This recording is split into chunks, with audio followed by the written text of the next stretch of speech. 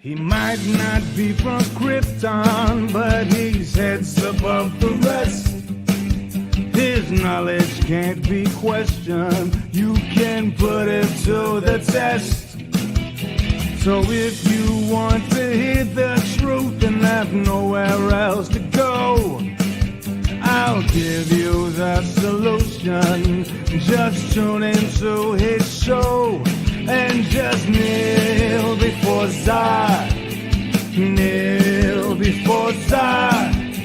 Kneel before Zod. Kneel before Zod.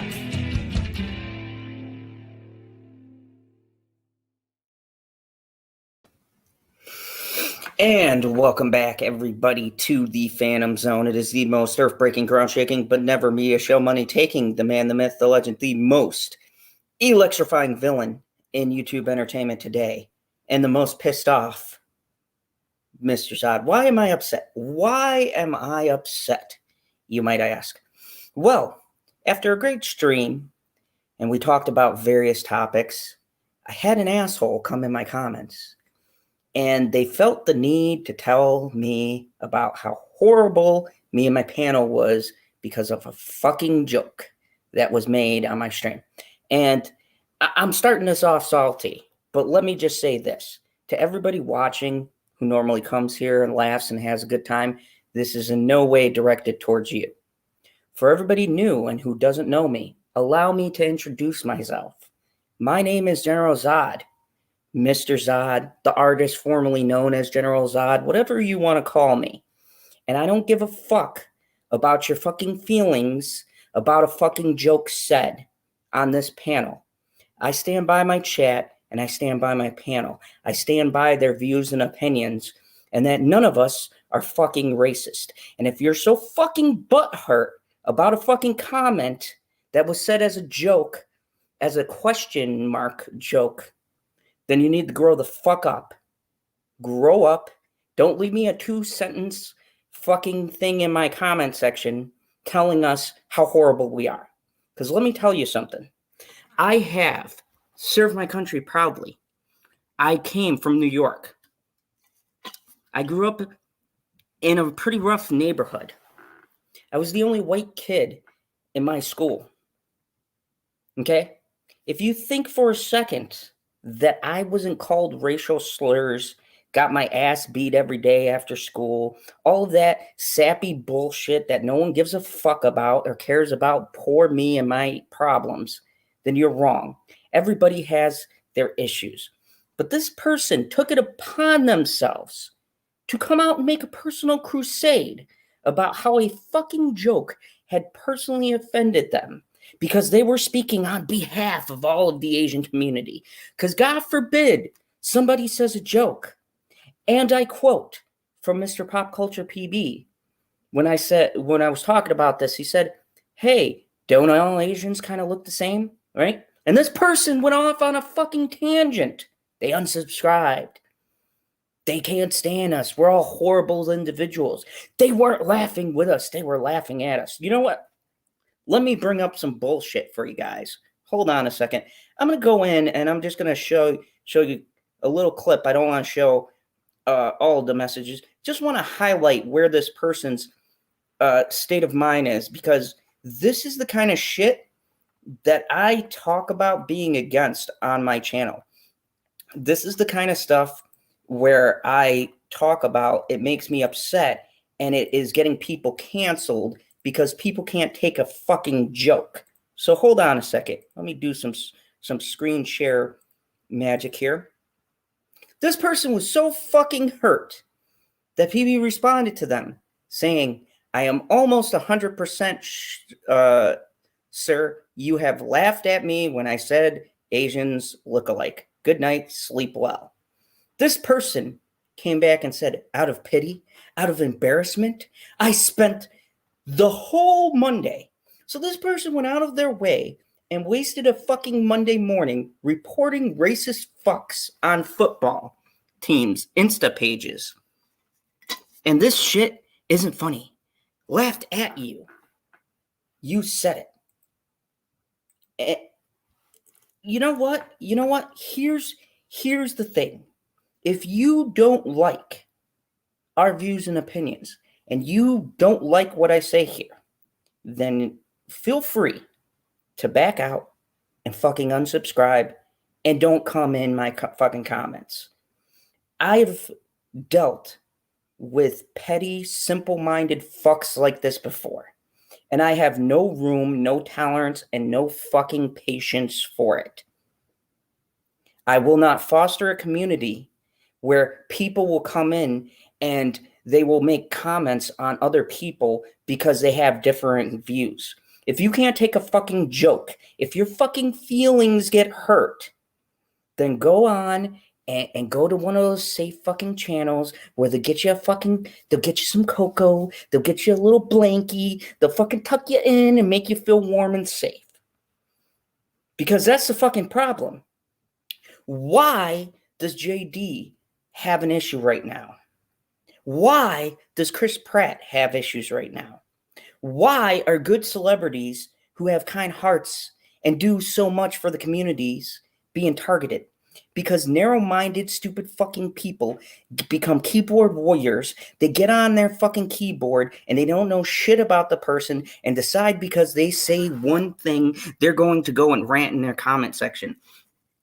And spoiler alert, all of these people that you fucking reported, that you went on their Insta page and blasted them, you gave them a good talking to, guess what? At the end of the day, they make more money than you and they don't give a fuck. They don't give a fuck about an asshole YouTuber like myself coming on here ranting, and they don't give a fuck about your narrow-minded, stupid fucking view and your dumb ass view and narrow outlook on this world. This is the exact reason why comedy is dying, and I can tell you right now, I don't have the time or the patience to deal with any of that bullshit. So, if you disagree with me, by all means, leave a well thought out, well-written comment, and I will respond back to you, and we can hash it out. But if you're going to be a fucking dumbass and leave me 2 sentences telling me about how me and my panel is horrible, I got a good solution for that. Don't fucking watch us. Click off the fucking video, click the unsubscribe, take your happy ass somewhere else, because I don't give a fuck. I've got a long line of people I pissed off, and you can step right in the back of the fucking line as far as I'm concerned. That's why this stream is titled, If I Offended You, Feel Free to Fuck Off, Shark Week, because we'll be talking about sharks. But other than that, for all of you people who have an open mind, for all of you people who want to have a laugh, who want to have some fun, and that are here to contribute to the conversation, then I welcome you. Anybody else who's lurking, anybody else who's going to get butt hurt by a comment we're going to probably say that's offensive tonight, feel free to take all of your thoughts and your opinions and your views and your dumb fucking comments, put them in a little shelf, bottle it up, and keep that shit to yourself. Or the really fucking simplest solution in the world, don't fucking watch. Oh my God, I know, it's revolutionary. It is such a fucking complex theory, but that's all you have to do. But don't sit here and fucking call us terrible and fucking ridicule me and fucking make it seem like my fan base and my panel are these horrible people.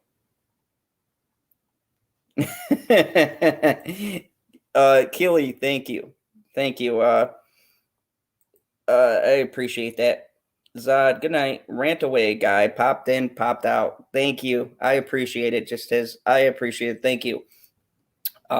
With that being said, me and Husky are going to go over this article that depicts some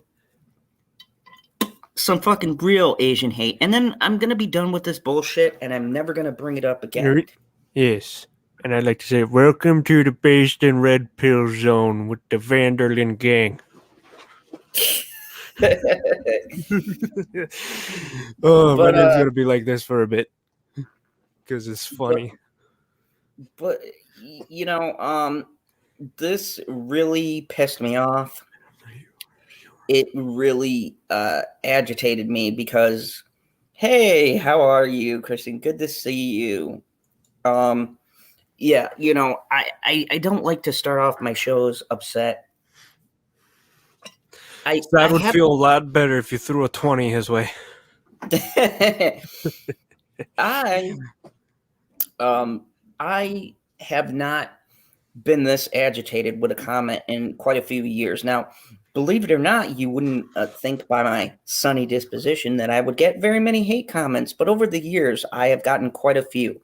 But the way this person commented, and I erased the comment because I didn't want you guys here in the community to respond back to this fucking idiot because they didn't fucking deserve any attention except for what I'm giving them right now. And I hope you're fucking watching me. Don't go looking for them. Don't give them anything. Ignore them after this. Don't even go looking for them in the comments section later or anything. Yeah. I hope that you're happy with your fucking 5 minutes of fame that I gave you. And if you hate watching me, thank you for the fucking view. But as far as I'm concerned, I have never been anything but myself, and I will continue to be myself. And everyone who comes on my panel, they are who they are. And I will never ask them to change as long as they don't say anything outwardly stupid and or really offensive. Just don't say the N-word, well, I'll be fine. Like, the way this person framed it, they made it sound as if I couldn't support Johnny Depp because I'm this narrow racist piece of shit. That I gave the cause a bad name. You know what? My personal and political views have nothing to do with the topics that I talk about, and I don't interject politics and or my personal beliefs here on my channel. I don't let my panel do it because that's not what we're here to discuss. Okay, I got friends in the real world to do that. Okay, we're here to have fun and have a good time. And if people have a fucking problem with that, well then, farewell, say la vie, go fuck yourself.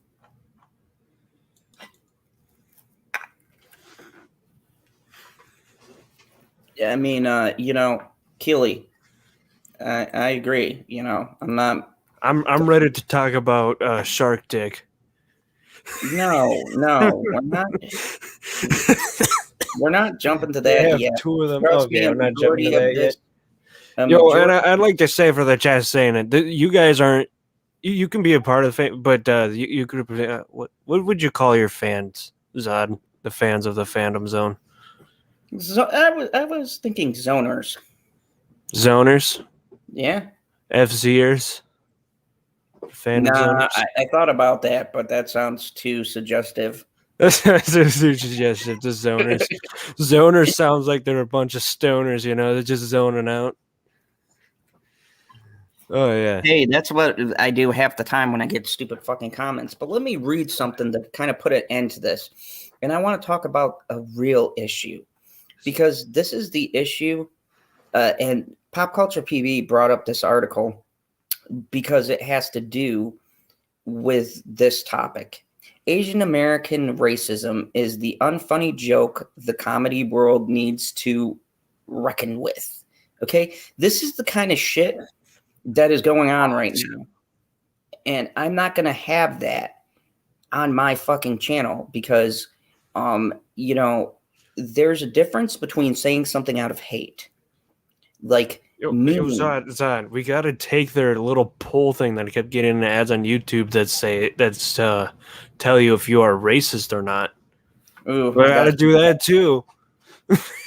It says grappling with a culture that's still okay with making fun of people like me. And this is from Vox. They said Rosie O'Donnell apologized if there were any Indian people in the room during her stand-up set in Provincetown, Massachusetts. This past July, sitting far to one side of the stage, I felt stomach lurch. I was the only Indian person in the B-side club. God. And I don't think we can get through this article. Huh? I'm going to throw up before we get through the end of this article. Yeah. She launched into a story about her heart attack in 2012 and recovery. The doctor she described as an Indian man played a central role, and she proceeded to tell a joke using a caricatured.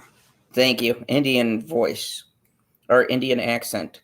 The near-death experience she described wasn't funny. It was her performance of the doctor's voice that got the room laughing. Why does everyone laugh at my near-death experiences then? Oh, because I'm a guy. That's right. The friends I'd come with, who were white, looked at me with uncertainty.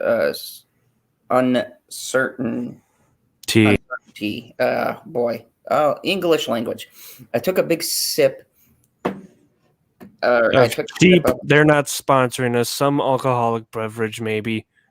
Yep, and felt my forehead beating with sweat. I mean, look, this person is literally feeling like they're isolated because of a joke. And I've heard so many white jokes from comedians that were white and black. I just get so nauseated and my head twists, and I just start. And the thing is, I've seen it, and I've seen him, and I even watched a bit of Richard Pryor, even though I didn't understand his things because they're a little more dated, and I didn't understand that at the time. But he went and made the white jokes, then he made the black joke. And it was fucking, and he got the whole room laughing. There's the whole damn room laughing. And like, here's the thing to go on to say that the joke wasn't necessarily offensive, but the ethnic difference was I was butt of the joke. And here's the thing about comedy. Here's the thing about what we do and what commentators do, is that comedy is a way to alleviate something serious that we're talking about. If we're talking about suicide, domestic violence, things like that, you need an icebreaker so that people don't get uncomfortable. But you can't do that now because somebody somewhere is going to get fucking offended because you said something about a race that 9 times out of 10, they're not even that race. They want to come to that race's defense. Why? Are you feeling fucking guilt? Did you fucking say something back in your lifetime where you felt like, oh my God, I'm a closet racist. So now I've got to project my fucking insecurities on this random fucking person I never met, nor do I know their life experiences because they said a joke. I'm going to say it. Fucking offended me. I gotta say it. I'm gonna say it right now. I don't care who you are. I don't care where you are. And I will say this, and I'll always fucking say this. Everyone is fucking racist. Now, do you discriminate based upon those prejudices? I would say I don't think I do. Do you, Zod? Do you discriminate based upon prejudice? No. People don't. And that's what we should actually be acknowledging is everyone is. You all have those thoughts. And this goes back to like, oh, you have thoughts, and sometimes you want to throw someone across the room or punch someone in the face, but you don't do that or you don't act upon it because you have something in your head like common sense, like, oh, I'm not going to do that or say that or act upon it. But you'll always get these thoughts and you'll always have these ideas. You might say it under your breath, especially when some asshole cuts you off on the highway, because you always say a bunch of fucking shit when someone is being a dickhead on the highway, on the road. Bullshit if you don't. And the thing is, though, you could say it. Don't say it publicly because they'll fucking cancel you. But do you discriminate based on those beliefs? No, I know I don't. I'm sure nobody here in my chat does. And Husky, if you see stuff in the chat, let me know if you see anything interesting because I'm switched on this page. So, all right. Chat's a little slow right now, so I'll let you know. They're saying goodnight to Rebecca because she's leaving. Oh, good night, Rebecca. I know you weren't feeling that well. Thank you for stopping by. Fans of O'Donnell came to her defense on Twitter, piling on. It's comedy. Grow up was a common refrain in my replies. Yes, that's true. In this new liberal, progressive, PC world, nothing is a joke anymore, one user wrote. But that's the thing. Even in the most liberal environments, comedy at the expense of Asian Americans feels socially permissible. No, Permissible. you know Yeah, what? again. Every race has made fun of everyone else. If you lived in the 90s, Everyone has stereotypes. I oh, forget there was actually like wait, two wait, different wait, hold on, comedians. Husky. Let me finish my point. When you have a society as mixed and diverse, everybody riffs on everybody. Comedians have stated several times the reason for telling a joke, the reason for creating comedy based upon ethnicity or religion is the fact that it's so taboo to talk about that you have to lighten up the room. That if you can't laugh at yourself and laugh at who you are, then how can you be comfortable with who you are? Yeah. So there's two Asian comedians I saw. Well, you know, one they both made a joke about the mask thing, but the one I remember, I'm sorry if I don't remember the names. It was on like one of those little quick little video things that you could see on Discord. So I didn't get the name. If I found it on YouTube, I'd definitely share it. And the thing is, when he came to America, he was like, "Wait, you can be bad at math?" That was like one of the lines of his jokes. He's like, "I didn't know you could be bad at that." All And right. that's Let's one of see his things of highlighting the stereotype, but in a good light. And there are good stereotypes out yeah. there, along with terrible ones. I always thought the being good at math one was a good stereotype because, hey, that means you're smart. I like the compliment that people think I'm smart, even if I really think I'm a bunch of stupid. I know I'm not Asian, but that'd be like that'd be thing. Other thing is like, oh, Hispanics and like Italians are really sexy. That's a good one. All I right. like that one too. I'm gonna see if I can power through most of this because this appears to be a pretty long article. Oh, this shit. This is really fucking like. This is just a rant, isn't it? Yeah. This is just evolving into a damn rant. But it goes on to say that this one comedian Giles, you throw stuff out there to see and you get to see them react to things like yay or nay, what's funny and what's not. You can be racist to Asians. That's what we're finding out. In response to his dismissal, Giles calls himself a comedian who pushes boundaries. That's what Exactly. comedians are, by the way. That's They what push they do. boundaries. They poke buttons. They agitate you. They get you annoyed. You either be a little bitch and get angry, or you laugh at it and move on with your life because these comedians don't actually mean half that shit half the time.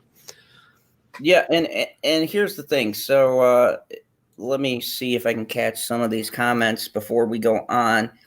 Hey, Rose, glad you got a new phone. Let me see. Who Planet Q's Queen said, "Who the fuck can you laugh at if you can't laugh at yourself?" I agree. Yes, I did do a rant, Rose. I did the rant and I'm still talking about it. Comedians are at this point where, oh, thank you. $2 super chat from Planet Q's Queen said, Zod and Husky, we love you. Thank you. We love you too.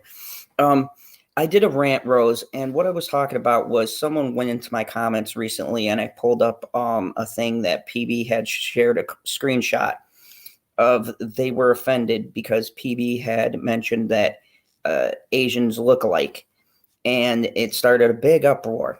And they accused me and the panel of being horrible people, not just a bad joke, not just an off-colored thing. Well, horrible people, and I don't know why, but the wording. Did you see the super chat? I went to the bathroom quick. Yeah, I mentioned it.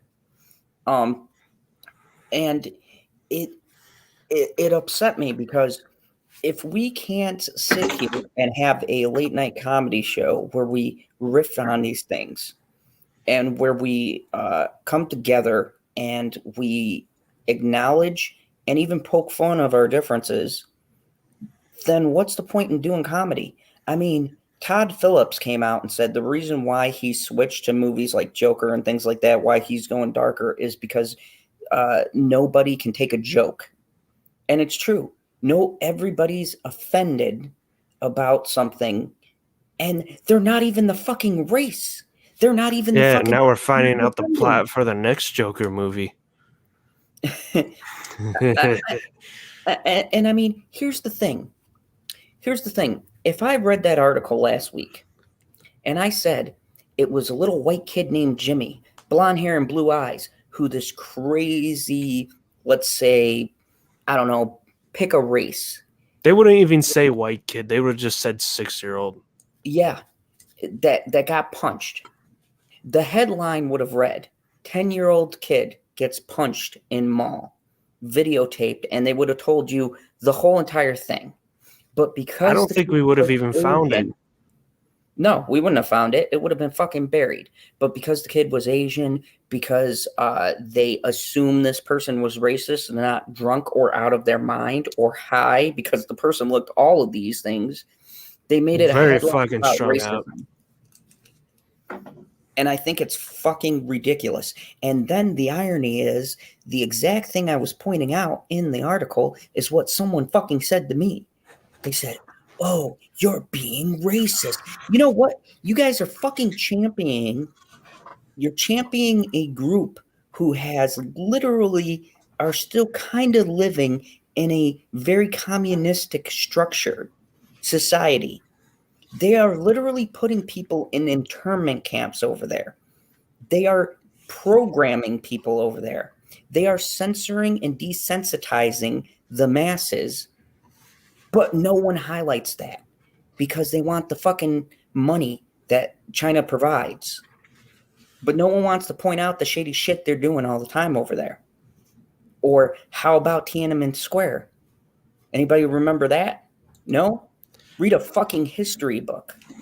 Good. Now we buy this channel blocked in China. Now we really are racist towards Asians because we mentioned Tiananmen Square. So Taiwan's a country, by the way.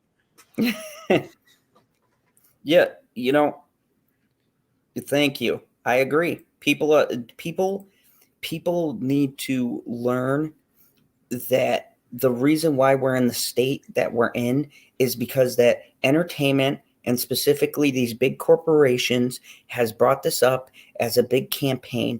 And now they're programming all of these people to feel like you can't say a joke. You can't fucking laugh at an off-color joke. You can't be yourself because, oh my God, I'll be reported. My video will be flagged. People will say all this. Look, I don't give a flying fuck. I'm going to say what I'm going to say. And everybody on my panel is going to say what they're going to say. And, if they come after me for that, so fucking be it. I refuse to change who I am. People like me for what I say and for what I provide you guys. People like Husky, people like Squirrel, people like Justin and everybody who I bring on this panel for our views and opinions. They may not agree with us. They might not be on the same page, but that's okay. I wish you were in the chat, Janie Davis, which shout out, by the way, if you watch this later, but me and Janie Davis get into some disagreements about stuff all the time. But you know what she does? She's a fucking adult and she'll talk to me or she'll send me a DM and she'll be like, "Hey, this is how I feel about this particular thing you covered. And I felt like you weren't really accurate with it." And I'll listen. You want to know why? Because the person talks to me like a fucking adult. But don't come at me and tell me I'm a horrible fucking person because you get butthurt at a joke. I don't give a fuck. I really don't. I don't care. I've never cared about offending people's delicate feelings. I care about bringing facts and information and maybe some fucking humor along the way. And if any of those steps bother you, then you're in the wrong fucking place. Fucking Rosie Matters saying don't mind me, and now I'm on a conspiracy theory that Rosie Matter is PurpMinded. No, I think she's someone else because I'm in a group chat. But you know, I've talked enough about this shit. I'm not going to go on. It's not worth. Yeah, been going on 30 minutes about this. Time to do something fun. So it's time to get to our fun stuff and some fun things we've got today. Our first thing I want to talk about, and this was about my whole theory, and this is in celebration of Shark Week. But tonight I am going to dive in. Good. Yes, I know, Planet Q's Queen. We'll probably get to that. We're going to dive in to Shark Week. And the first article I wanted to bring up was one brought up to us by Mr. Pop Culture PB. And I found it funny because they're trying to put a friendly spin. And I totally disagree with this. And I think this is the stupidest fucking thing ever. So shark experts, the advocates, they want to rebrand violent attacks as interactions. So brilliant. There's no more violent shark attacks. It's just an interaction. So folks bites an arm off, loses an arm. Oh, that was just my shark interaction. So best friend died to a bull shark. That's just an interaction. You know what? I just picture that surfer guy, right? Because I've done them on the channel. This asshole. If you guys don't know the story, this guy has the coolest story to pick up chicks ever. He was like on when the deadliest attacks. Remember that? Have you ever seen that, Husky? When animals attack? I think I don't remember that shit. I kind of remember that show. I don't think I watched it that much. Okay, so when animals attack, did a thing for sharks, and there was this surfer guy, right? And he had the coolest story, and he sounded like a fucking idiot. He was, I believe, he was like from California. He's like, so, bro, I was out shredding some waves, and while I was there, on the beach across the way, there was like my friends were like waving their arms. So I gave them the surf's up, bro, because I thought, they caught me shedding some waves. Little did I know there was a fin in the water. So, bro, I go to catch me in the wave, and then this great white shark, it just comes up, bro. Just comes up and like clamps down, and I felt a sharp pain, but I didn't panic. Nah, because I didn't panic.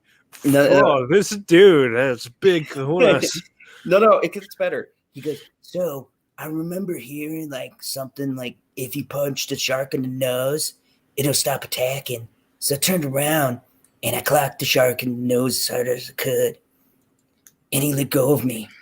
And with this gash on my leg here that nearly took off a chunk of my leg, bruh, I swam all the way to shore, just bleeding along the way. The ambulance arrived, but I didn't care, bruh. And I feel so lucky. I feel so blessed that I was able to survive this. And I'm sitting here watching going, this fucking idiot is going to get so many girls at bars with this fucking story because he got half of his leg bitten off. He's probably so fucking stoned that whilst he was eating Cheetos and smoking some reefer, he was like, yeah, let me watch Shark Week. Oh, yeah, if I ever come into contact with a shark, I'll just punch him in the nose. And it fucking worked. But could you imagine some California guy doing that interview and going, hey, bro, I had an interaction with a shark. Oh, yeah, that's what happened to my arm. You know how it's missing? Yeah, I had a rough interaction. It was a very bad interaction, bro. Like, the shark really interacted with me. Like, get the fuck out of here. Like, an interaction is when you drop down in the fucking cage and you go, hey, look, I got my little chum bucket. Because, white people. You got the chum bucket, and I'm just going to throw it here, and all the cute little sharks. Say goodbye to Christine. Christine's leaving. Oh, see you later, Christine. So who's attacking whom here? Marine experts and advocates in Australia are urging the public to refrain from using the word attack in reference to sharks, declaring that the majestic predatory fish has been unfairly stigmatized as a deliberate killer. Okay, first thing, Tiger sharks and bull sharks will fucking kill you. A great white, when it attacks, it thinks you're a fucking seal because it doesn't see that you're a human. And once it gets your arm in your mouth, it's like, oh shit, that's not seal, and fucking swims away. So you got a super chat. It's a sticker. It's a laughing sticker. Be sure to highlight it. Oh, there we go. $5 super sticker from Rose. Thank you. I wish StreamYard would show it. Planet Screw says, "Oh my God, drunk man killed by shark while wading into sea to relieve himself." He just asked for that one to come. So yes, so we'll continue. I want to get through this, but then we'll give our thoughts about this rebrand. Jesus Christ. Others have suggested swapping the word with the terms negative encounter. Yeah, I'd say if you were harm, you'd had a fucking negative encounter. I say I'd call it a shark human orgy. Yeah, I know it's not really an orgy, but it's more fun to say than incident. Or incident. Or simply bites. Oh yeah, so if a shark I just got a little bite. It's just a little nibble. Yeah. You don't have an arm. It's merely a flesh wound. It's like are these look. I know we have Jenny Godden who works with sharks and is all about them, and you know, good for her for being that ballsy to be able to get in with these creatures, but I refuse to say, if I'm fucking attacked by a shark, you won't see me on the stream going, hey guys, hey chat. The other day I was surfing. Oh, which by the way, I surf. The other day I was surfing and I had a bad interaction with a shark. It was a terrible incident. It was a negative encounter where a shark bit half my fucking leg off. I'm not gonna say that. I'm going to say, holy fuck, a shark just fucking attacked the shit out of me. They attacked me so hard, I thought it was a fucking attack to end all attacks. First off. Secondly, I'm not going to fucking swim that far deep. I'm sorry. I love the water as much as the next guy, but I'm not fond of shit that can eat me. I don't know. No, it's definitely a shark orgy if you fucking got erect and orgasmed when that happened, because what the fuck is wrong with you? Okay, all right, cyber. What? How do we get that? Jesus Christ. Don't ask how I got that. Highlight the super sticker so they can see our names, and you already know I'm fucked up. I mean, even look at the picture I made sure I had today for this thing. Shark Attack is a lie, said the University of Sydney. I disagree. With your hypothesis. It's a lie, man. It's like cake. Christopher Pepiniff, who argued that the majority of what people call attacks are merely nips or minor injuries. There's a story of the surfer girl who lost her. There's even a movie on it. She lost her entire fucking arm, but that was just an incident. No, it was just a little nip. It was just a little nip. It was a taster's choice. Look, and look. You know, I love celebrating sharks. I think that they're awesome creatures. While I'm watching them on Discovery Channel through the week, but bless you researchers. I'll never get in the fucking water with a shark. I've got to be so fucked up out of my mind. It wasn't a car accident. It was a car incident. It's not whiplash. It's just a neck tickle. Oh, you got another super chat from Jack. Oh, do you want to read that out for me? Yeah, just highlight it. I can't. I'm on a separate Fine. screen. He said he's got a $5 super chat. The real Captain Jack, because you won't highlight him because you neglect him, you bastard. It says Zod, and this is perfect because you're neglecting him. Zod transplanted butt hair on his face. There we go. Highlighted it in 3D. We got 19 people watching. Welcome to our show. And by the way, we're talking. You probably don't think this is a celebration, but seriously, in all seriousness, I think that sharks are like the lions of the ocean. They're majestic, beautiful creatures. Just don't fuck with them. Yeah, they're perfect killing machines. With that said, they're cute, adorable. You want to boop them on the nose, but you really know you don't want to fuck with the big ones. The little ones are fun to play with, like real cats. The little ones you can play with. They won't bother you. I mean, when we get to it, Nicolas the Man Cage owns a fucking shark.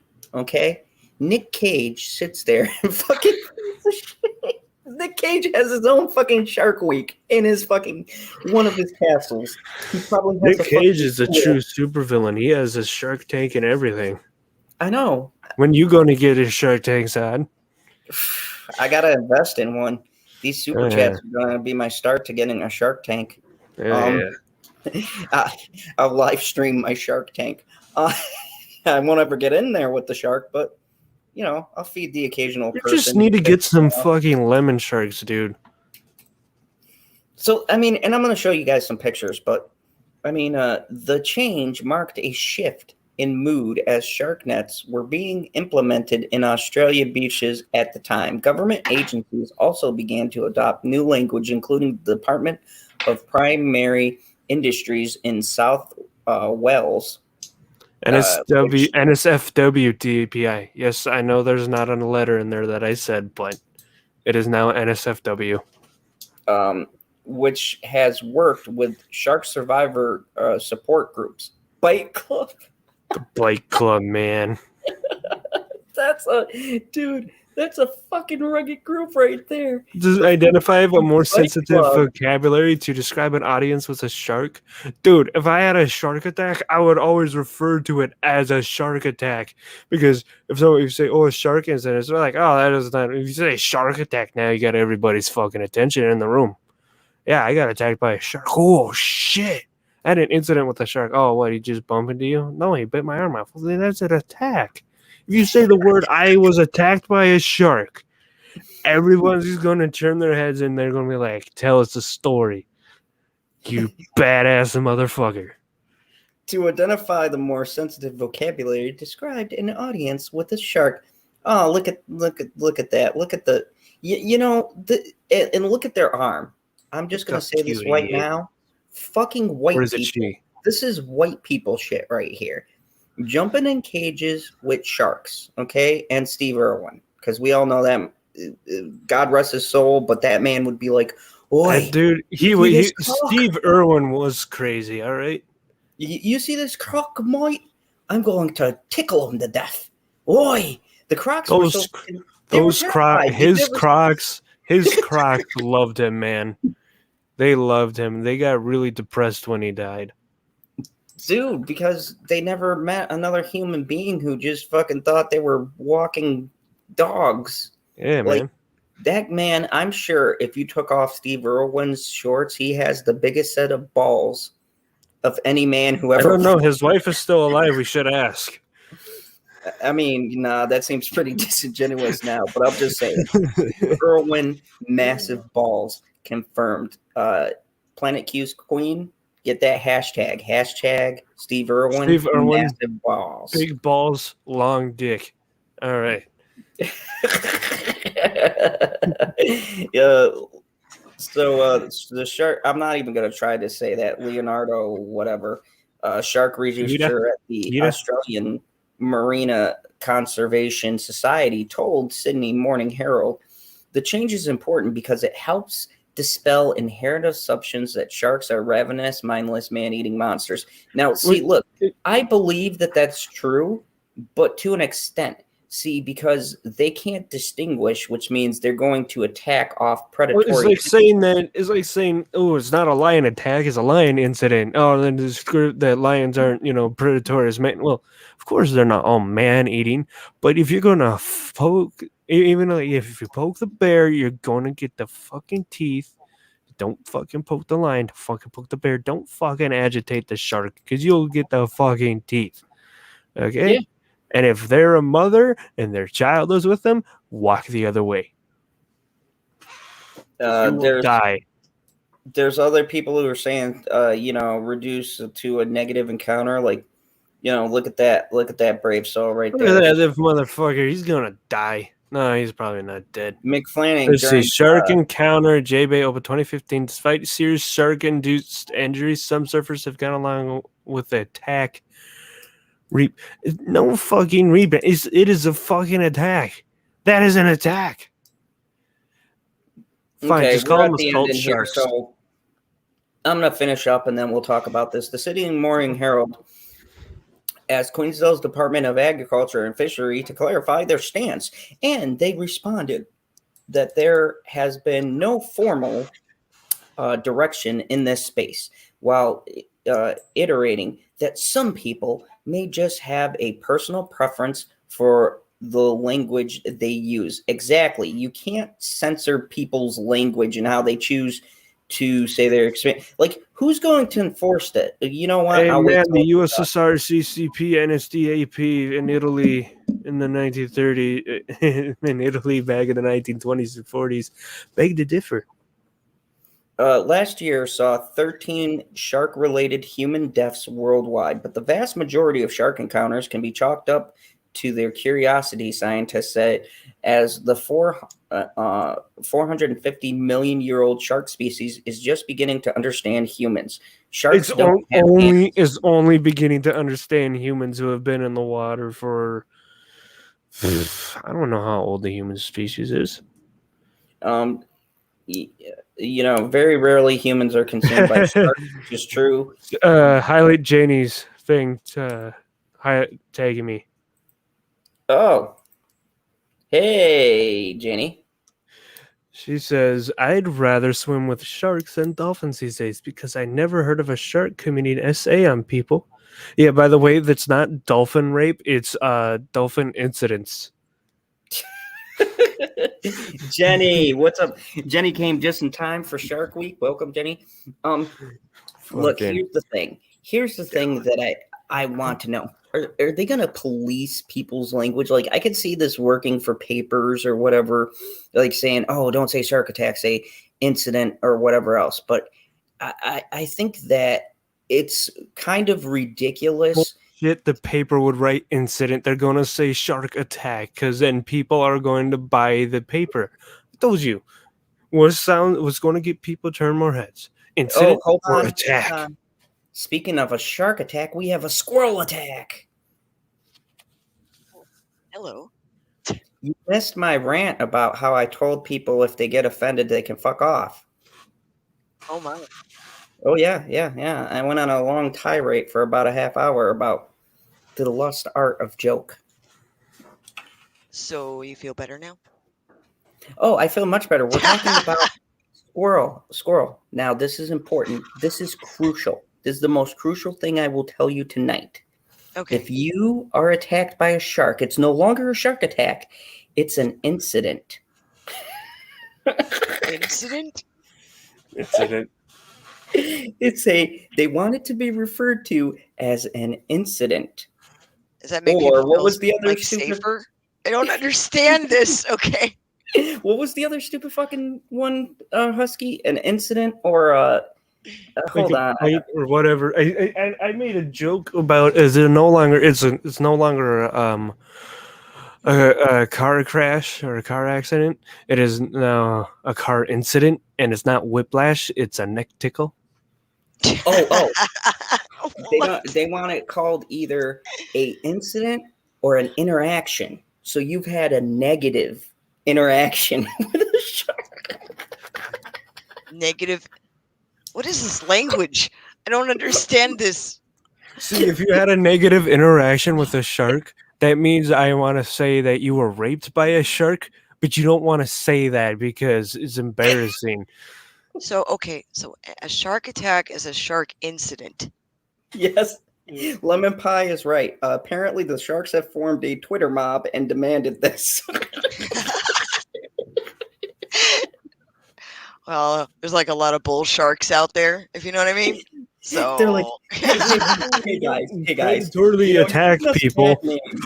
hi there, chat. Hello so much to Jeannie Davis and hi Jeannie and Jenny. Hi Keely Chow, Lemon Pie, Rose Matter. Hi Rose Matter. Janie Heart. says they can't call it an incident until they can put the limb back on. Exactly. But there's a lot of people with missing limbs out there from shark attacks, so that's not an incident. No. An incident sounds like you dropped some milk in the kitchen on the floor, not like, oh, I lost my arm or leg in the ocean. Like, just say. Oh, by the way, I wanted to give a special shout out.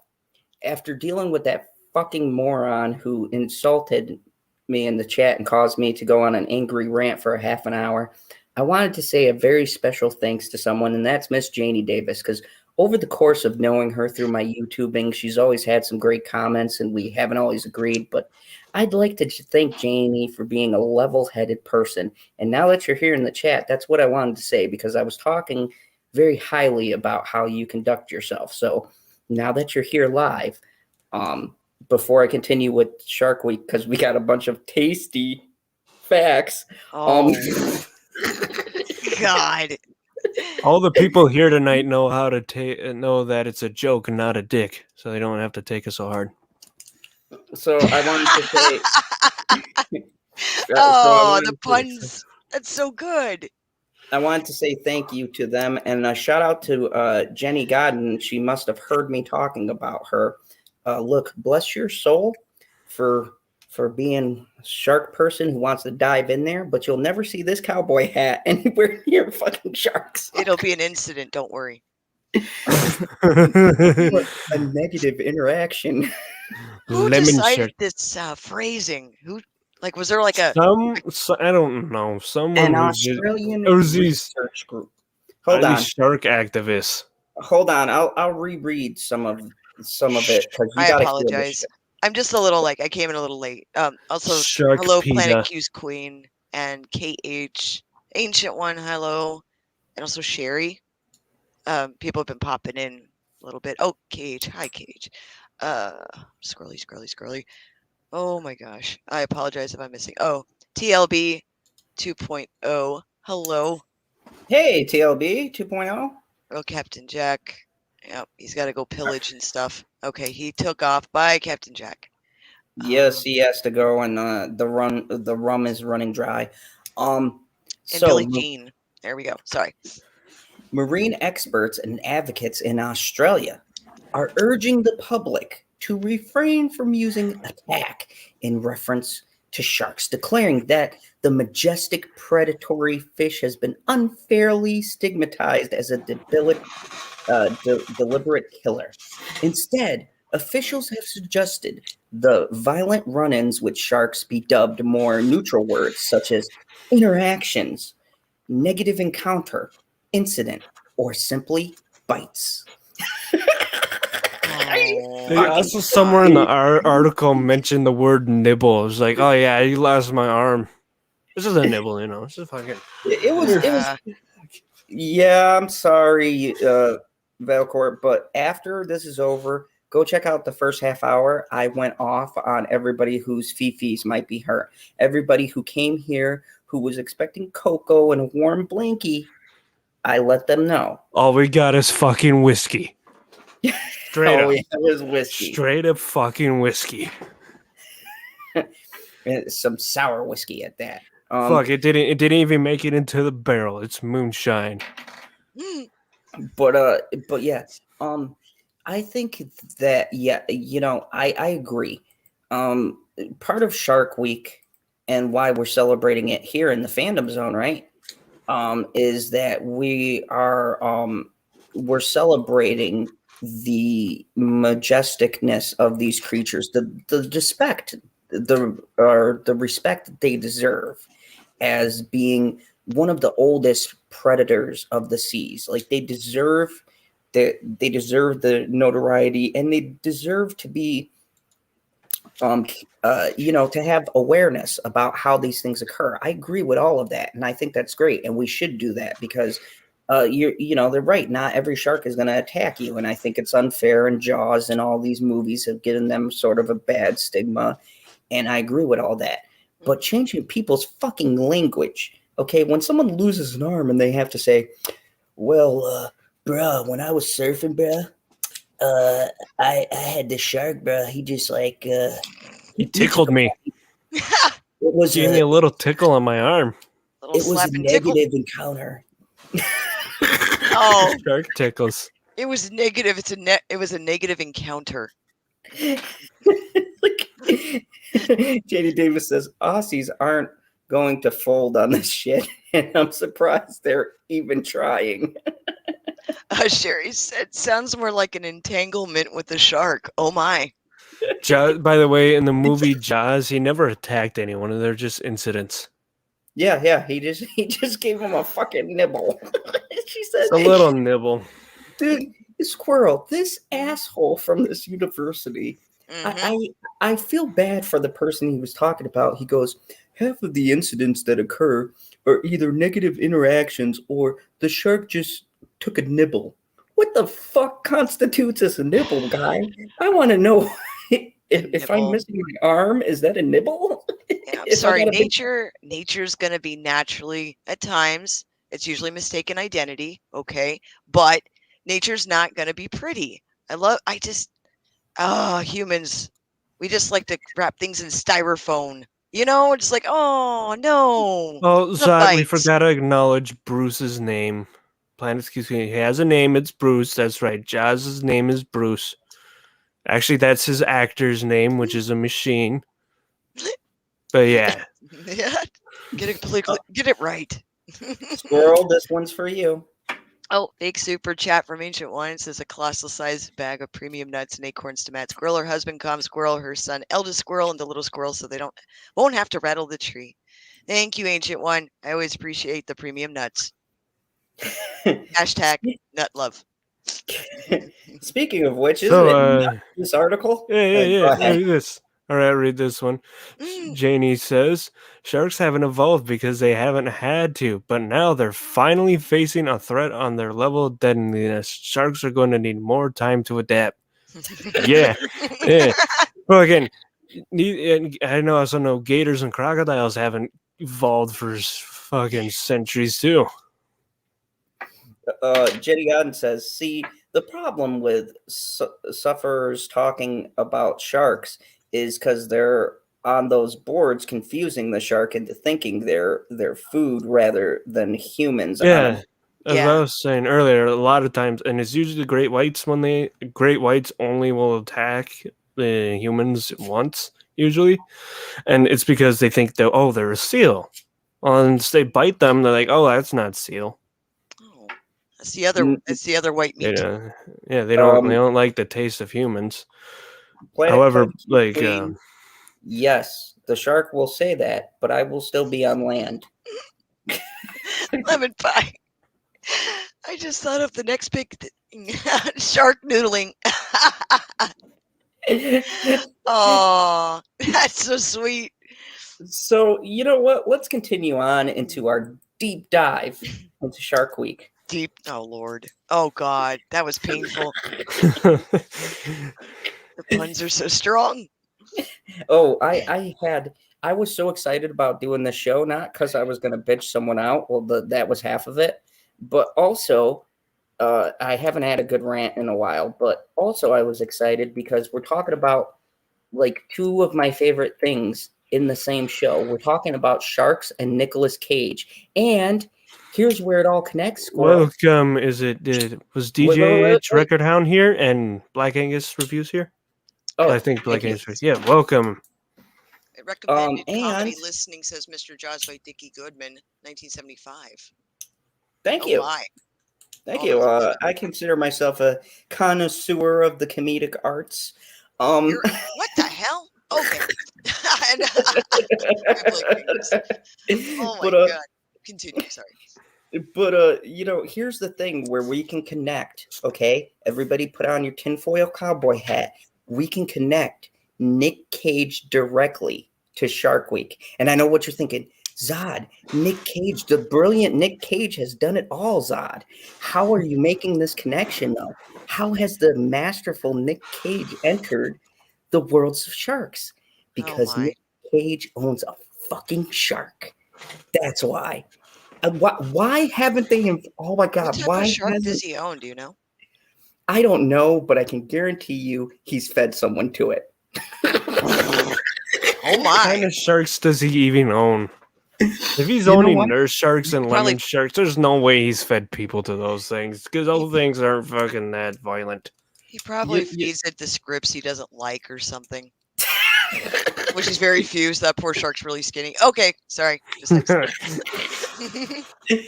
By the way, I will be, of course, playing a great clip from Nick Cage being, Nick Cage. All right, read the title. Read the title. It's Shark Week, but here are some beach safety tips to follow all year. Step 1: stay out of the fucking water.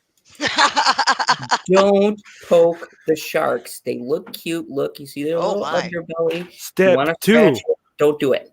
if for some reason you failed to obey Rule 1, do not go into the water during shark mating season. When is it? Look it up because I don't fucking know. I don't live on the coast.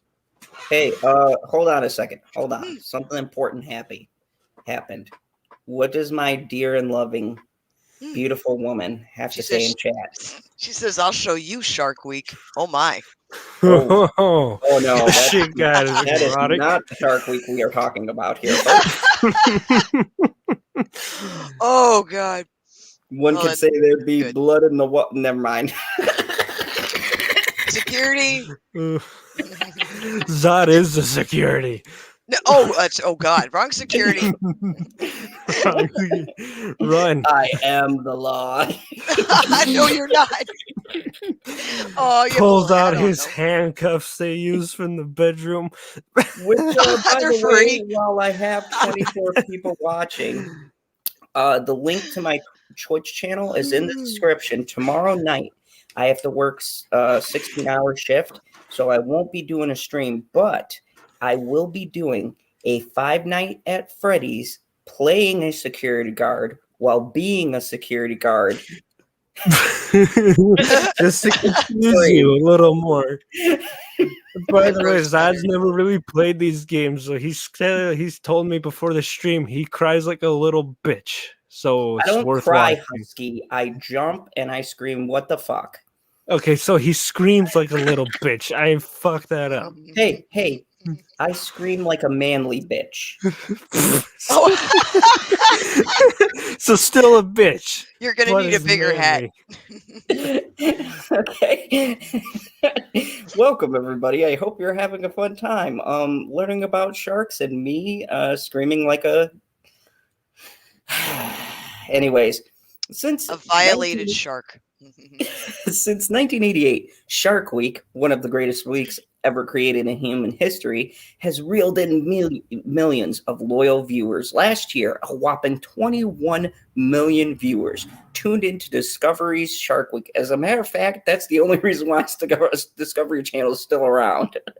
Oh, they You got know, other it's shit. probably- They own Animal Planet, dude, and like the Food Network and Yeah. HGTV.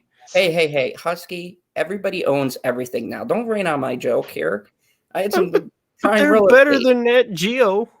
Oh my God. Okay. And 31 million. Ah, National he's not Geographic lying though. Shark Television is taking a big bite out of the entertainment industry. Shark Fest. Shark Fest is a poor man's Oh. Shark Week. But Oh sharks, my. sharks themselves, this is important. Sharks themselves very rarely bite humans. Oh wow, we got that again. We can very rarely bite humans. We can look up some statistics later. Should we do Some that? shark researchers offer critiques about how outlets steer towards sensational coverage rather than factual information. Join the fucking club, guys. You know what? We've been battling these assholes for years. David, a shark expert, told Wired, many shark Week documentarians focus on so-called shark attacks. Yeah, The because word it's what fucking sells. This one too is going to go talking about shark incidents. All right. Husky. Rein it in. So much husky rage. Interaction. Is it? The word building. I can sense it. I'm sorry. I'll shut up. The word attacks makes people think these incidents, there's a fucking word, occur much more than they actually do. The average American, about 1 million times, is more likely to die from a heart attack than a shark one. Well, no shit. You're more likely to die of a heart attack than get struck by lightning. You know why? Because the number one killer is fucking heart attacks. Number 2 is cancer. What Moving on. By a shark and got a heart attack, would it be counted as the heart attack or the shark attack? I don't know. Let's ask those people that do the stuff for the virus when they get a heart attack. Yeah, it's definitely a shark attack. Oh man. Wait. If somebody with COVID is in the ocean and they get attacked and killed, has an incident or encounter, negative experience, whatever, and or like what Jenny Godden said, hugs and tell them it's okay. All right. What if they have COVID? They get killed by a shark. Technically, they have COVID, though. Would they be counted as a COVID? Yes. Just like that one person who didn't have any of it and died on that jet ski, and they said, "Oh yeah, it was definitely that, not the death by jet ski." Not the fact that they fell in the water. Fucking jet ski probably creamed them in the head. I'm sorry, that jet ski wasn't a death by the virus. It was a shark attack. There was no sharks involved, but it was a shark attack. How do we know there could have been a shark on the other sorry, incident. I fucked it up. It's an incident. Incident. Oh, that's right. Well, the shark could be in a boat, perhaps. Yeah. Well, who do we know who was driving the opposing boat that caused this accident? Oh my God. We should all become insurance. The shark was an observer. So stupid. Ma'am, your husband had a shark incident. Well, half his head is missing. Ma'am. It's an incident. You're not covered. We're dropping you as a client. It's too expensive. Goodbye. Oh Popular Shark Week terms like shark-infested, water. It's what are you supposed to call it? Infested by large mammal creatures? Oh. Large fish infestation? What? Or the water or man-eating predators may make you hesitate to venture past the shorelines. Fortunately, ocean experts are providing some much-needed reassurance and safety tips that can help you year-round. Let's dive into. Stay out of the water. Janie Davis says someone's gonna give sharks COVID. Man, I'm pretty sure someone's giving sharks AIDS. Oh no! Boy. Oh my God! Oh God! Oh Husky, no! Bring it in! Oh my God! Sorry. Don't say I don't know. They don't have to do anything to it. It's just if the shark has their blood in its system now, is say they have AIDS. Oh God! Okay. God. Mutations in the ocean. Tonight's the night that I get canceled, and it's gonna be for fucking promoting sharks. Shark AIDS. Just remember that's what pulled us down. It was Shark AIDS. YouTuber gets canceled after he mentions shark AIDS. KH says the waters are not shark infested. For fuck's sake, the sharks live there. They are people infested. Oh my! Yeah. Well, yeah. It's there's this comedian. It's called Randy Feltface. It's that's their bit, and the land is our bit. Oh, there's a whole thing. He made a joke about that stuff. It was really good. All right. We don't got that much to go. A plastic shark may be close to you without you even knowing it. Holy shit! I'm landlocked, and a shark is next to me. Holy crap! Land shark. Where is he? Sharing water with a shark would be many beachgoers' worst nightmare. But Chris Lowe, a marine biologist, explained how people often come to very close to sharks without even knowing. Lowe's told the Outsider, "We have a lot of footage and anecdotal evidence Anecdotal. of sharks swimming around where humans play.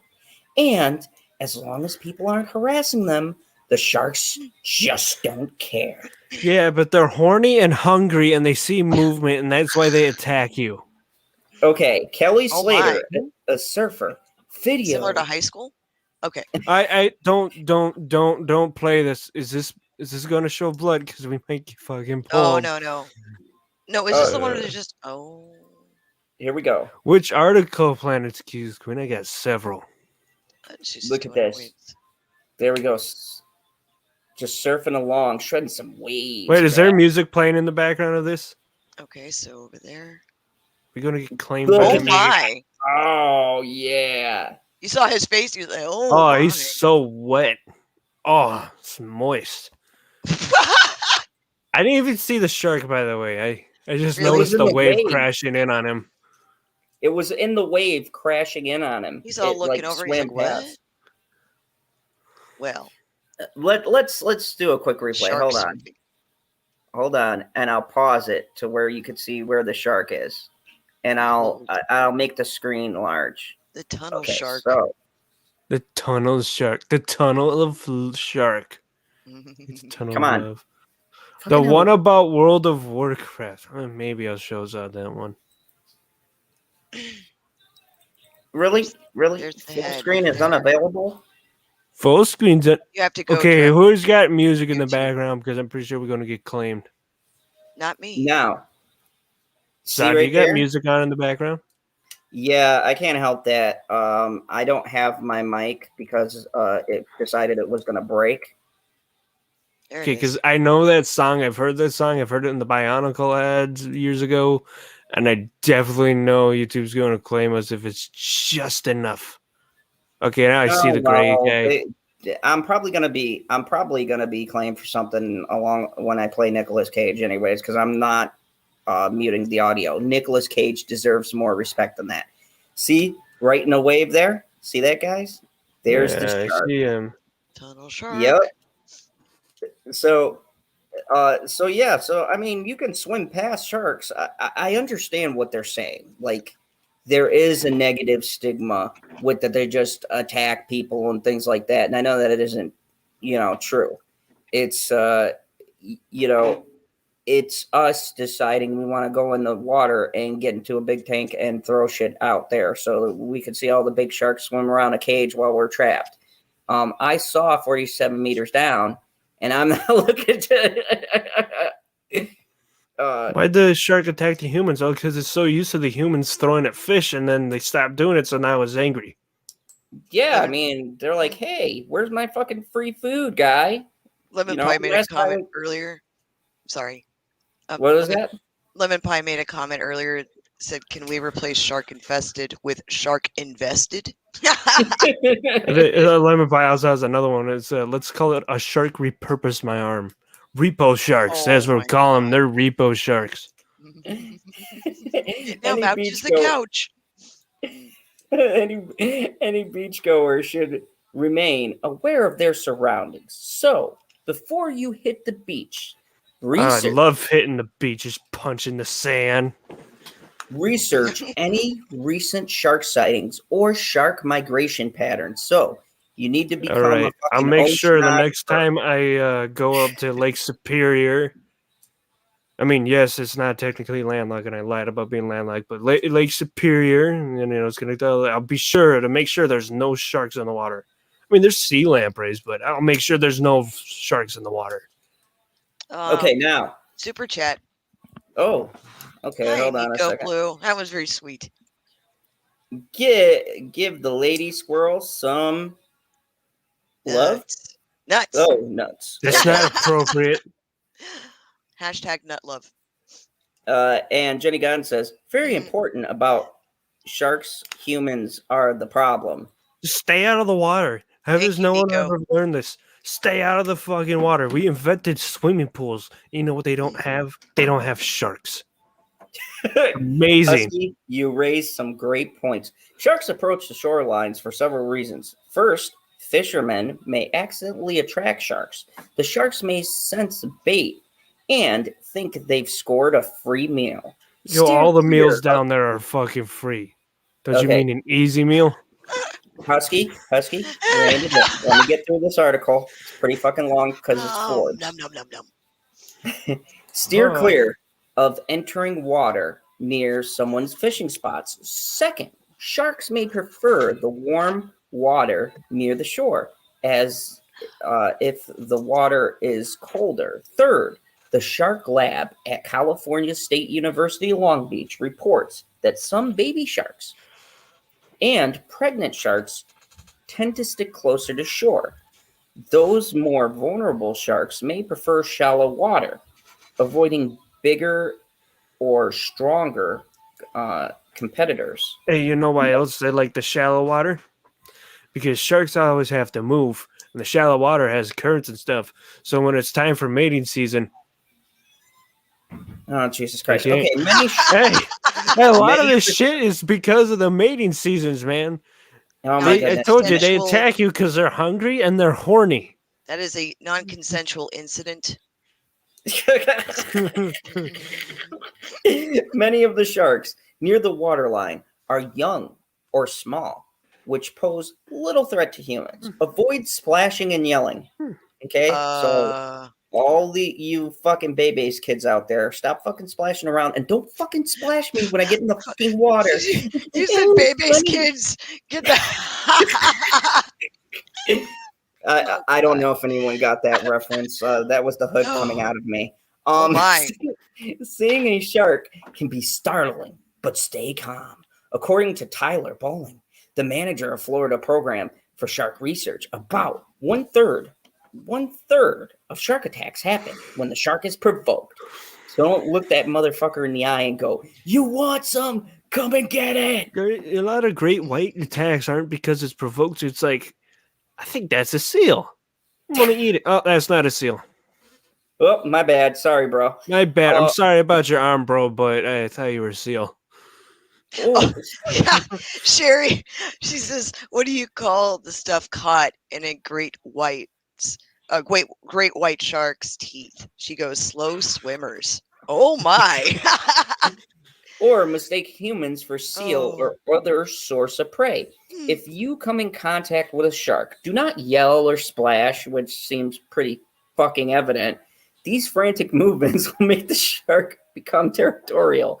Injured fish often thrash in the water, so sharks may mistake you for an injured fish. If you splash, keep your eyes on the shark and slowly move. You know, this Do is one going of those back to the halfway first deals. main and number one important point that I made. Don't Create go in the fucking water. Okay, so here's the last one. Create distance between you and the shark. Oh yeah, that thing only goes as fast as a car.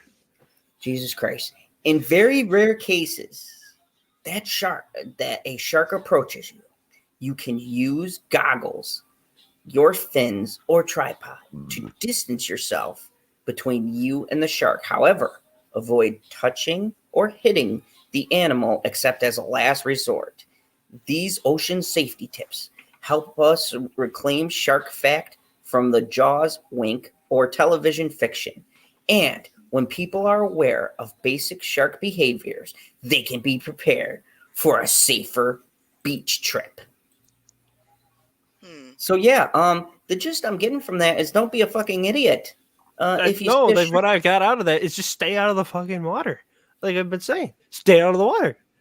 Look how nice it is here on the land. Look at this land. It's beautiful. Look at that. You got grass, you got dirt, you got rocks.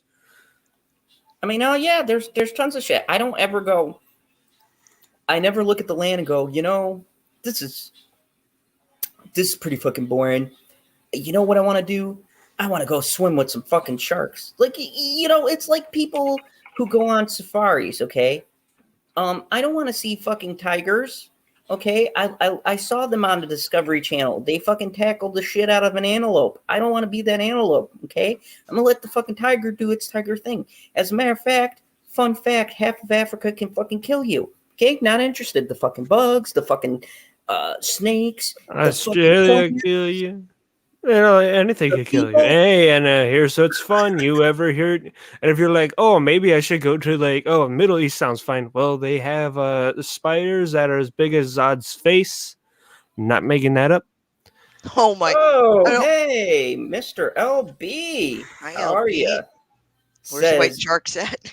where's the white sharks at? Right here. The whitest of the white sharks. And my white shark ass is staying Oh right Lord! here. I'm not going to sit there and be one of these, other white people going, you know what would be fun? If I just fucking put myself in a cage and I just fucking throw some blood in the water and antagonize these people. See, like, why? well, okay, I'm with Jenny though. Jenny Godden says I'd gladly swim with a shark. You know what, Jenny? I would too. I would. Well, I'm most Y'all of are the chat has crazy. said I'm sorry. no, most of the chat said they would swim with a shark over a dolphin because a dolphin would probably molest them. Oh, I'm Oh, sorry. Incident them. Billy Jean Harass says them. when sharks No, you interact. can't even use that. You can't That even was use the from- word harass. That was from Billie Jean. She said, when sharks interact. I know. mean- Such a positive phrase. See, we could change the world just with this language. We won't have any more attacks anymore. It'll be like hugs, shark hugs with their mouth. The shark aggressively hugged me. It was just a little taste nibble from the shark. Yeah, Always take a knife for a swim. And here's the thing, though. I agree with what Jenny has been saying, though, is that when you go into waters where a natural predator lives, it's just like if you're on fucking land and you go where coyotes or fucking wolves are, right? And you go, oh, this will be a great spot to camp. Well, what's that noise? Don't worry about it. Let's go into the woods where there's bears. Dogs. It'll be fine. Let's go to the woods where there's bears. Yeah, it sounds safe. I've seen that fucking movie, The Gray, and one thing Liam Neeson taught me, one thing. Well, two things. One, he can fight anything. Two, and most importantly, a series of unfortunate events can land you where you don't want to be when you fuck around in nature, okay? When you think you're king shit and you know everything and you want to go to fucking Alaska, take a little trip and eat the fucking cute berries, you die, okay? So, this is why I've always made a strong case for gaming. You know what can't happen to me gaming? I can't be attacked by a shark. I can't be mauled or stung or threatened by anything. In my gaming world, the only thing I have to worry about is what's happening in the fictional world. Okay? So gamers, this is a win for us. Oh my God. We've been saying for years that the outside world was our enemy. This report proves it, okay? Everything wants to fucking eat you or whatever. Like, look. Do I enjoy a movie like The Meg where Jason Statham punched a shark? Fuck yeah, and I'm so happy there's a sequel. I am going to pay 3 times to see that sequel because I saw The Meg 4. And every time I got to the scene, I was giddy like a little kid who still hadn't seen it going, is he gonna? Yeah, he's gonna punch a fucking shark in his mouth. Now just a giant. You know the movie I cannot sit through is Open Water. Oh yeah, that. I sat through it the first time and I freaked the hell out. I know it's based on a quote real story, but I just no. I don't even want to think about it, man. No. Jenny Godden, thank you very much. And yeah, I can see both points of view because, when I was on missions and doing stuff like that and in foreign countries, I came across things like that. Got malaria, was not fun. From a mosquito bite, ironically enough. And wow, that's how you get malaria? I did not know. Yeah, the more you know. But here's the thing. I grew a respect because I realized that in nature, these things are acting on their instincts. Unlike humans, us, who bitch and moan and complain about ancillary shit that doesn't remotely affect their lives, okay? That won't kill them. Right. It doesn't immediately change, okay? These creatures, they live off the predatory instincts. They live off what they were programmed to do by nature. They are the God, purest form of you nature. Are you saying they're animals? Holy shit! I'm sorry.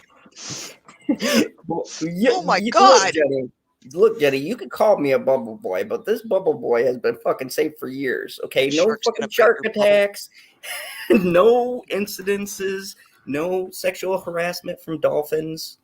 No, He stayed out of Sexual interaction. he stayed out of the water. You know, my one interaction. Okay, let me tell you my one interaction with nature and why I think nature is an asshole. Okay, I love horses. So does Oh my. no. That already starts the story. Okay. Oh no. So does my beautiful woman.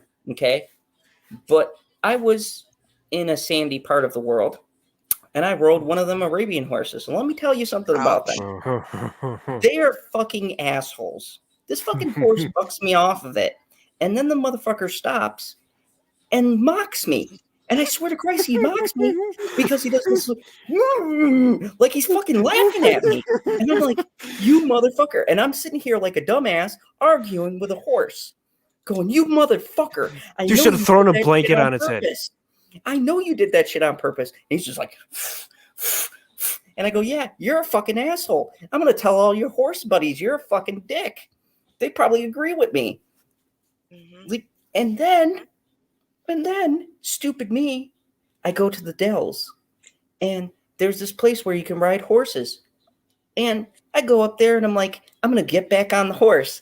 Zing. And this is how you know Zod is just a stupid man. so I go on this horse. He has all of these little kids riding on him, right? And I'm like, this is the fucking horse for me, right? Look at it. He's all majestic and gentle and loving. And look at how he's riding all the kids around, right? And I don't know if I caught him on an off fucking day, but I took the nature hike where you do that bullshit where you can do the little giddy up and ride on the fucking horse. And I'm riding the horse and I'm all happy. And then all of a sudden, I don't know what went fucking wrong, but this motherfucker bucks me off and then looks at me and fucking mocks me again. It's a fucking horse. It was his cousin, man. All fucking horses hate me. I don't know why. It's because you're kind of scrawny looking guys are like, hey, I'm going to fuck with this man. I can knock him off. I'm not going to do it to a kid because the horses like the kids for some damn reason. I can fuck with this guy. He's an adult. Yeah, I was sitting there. I'm like, are you fucking serious? Is this against, like, all the horses get together and go, you know, this asshole with a hat, I threw him off last week. That shit was funny. You know, I lured him into a false sense of security, and then I bucked his ass. Oh my! I don't like horses either. I mean, they're really pretty when they're somewhere else. You know, like Am I the only one here that's had a decent interaction with horses? Yeah, on this panel right now, yes. Wow, that's amazing. Yeah, like I'm just scared of them. I don't know. Jenny God says, we are making a joke about the live stream Shalena and I did where we were joking about putting JD into a bubble to protect him. So when we say bubble boy, we mean to protect that person. Oh, well, thanks. You're just going to let the horses continue to mock me. Pop the bubble. Pop your bubble. Pop the bubble. See, now, Billie Jean probably thinks I'm crazy because she probably has got that thing where she could just fucking jump on a horse and make it look all cool and, you know, ride majestically. And here I am, an asshole who jumps on a horse and it's like, fuck this guy. It just throws me the fuck right off. For context, did you have the cowboy hat on? You know, one time I did when I got thrown off. Not the first time with the Arabian piece of shit. So you're flying in the air and you have this little hat, dude, just flies off, and you're like, I was a cowboy once, you know. Sorry. The Lonely Banter says, I can't say I've come across horses before. Well, that's because you're in the Lonely Cave, man. Mm-hmm. I don't imagine you'd come across many horses in the. Billie Jean grew up riding That's that farm life. Oh my. See, I wonder too if I had been like around horses more as a kid, and maybe on a farm, or I wouldn't have that fear. I've been on a few horses and I still panic. I'm like, nope. And of course, the horse likes me. If it's It's your not like they're problem gonna right fuck me there, off. hey, your problem. You have the fear of horses. I've never had a fear of the horses. They still freak me out.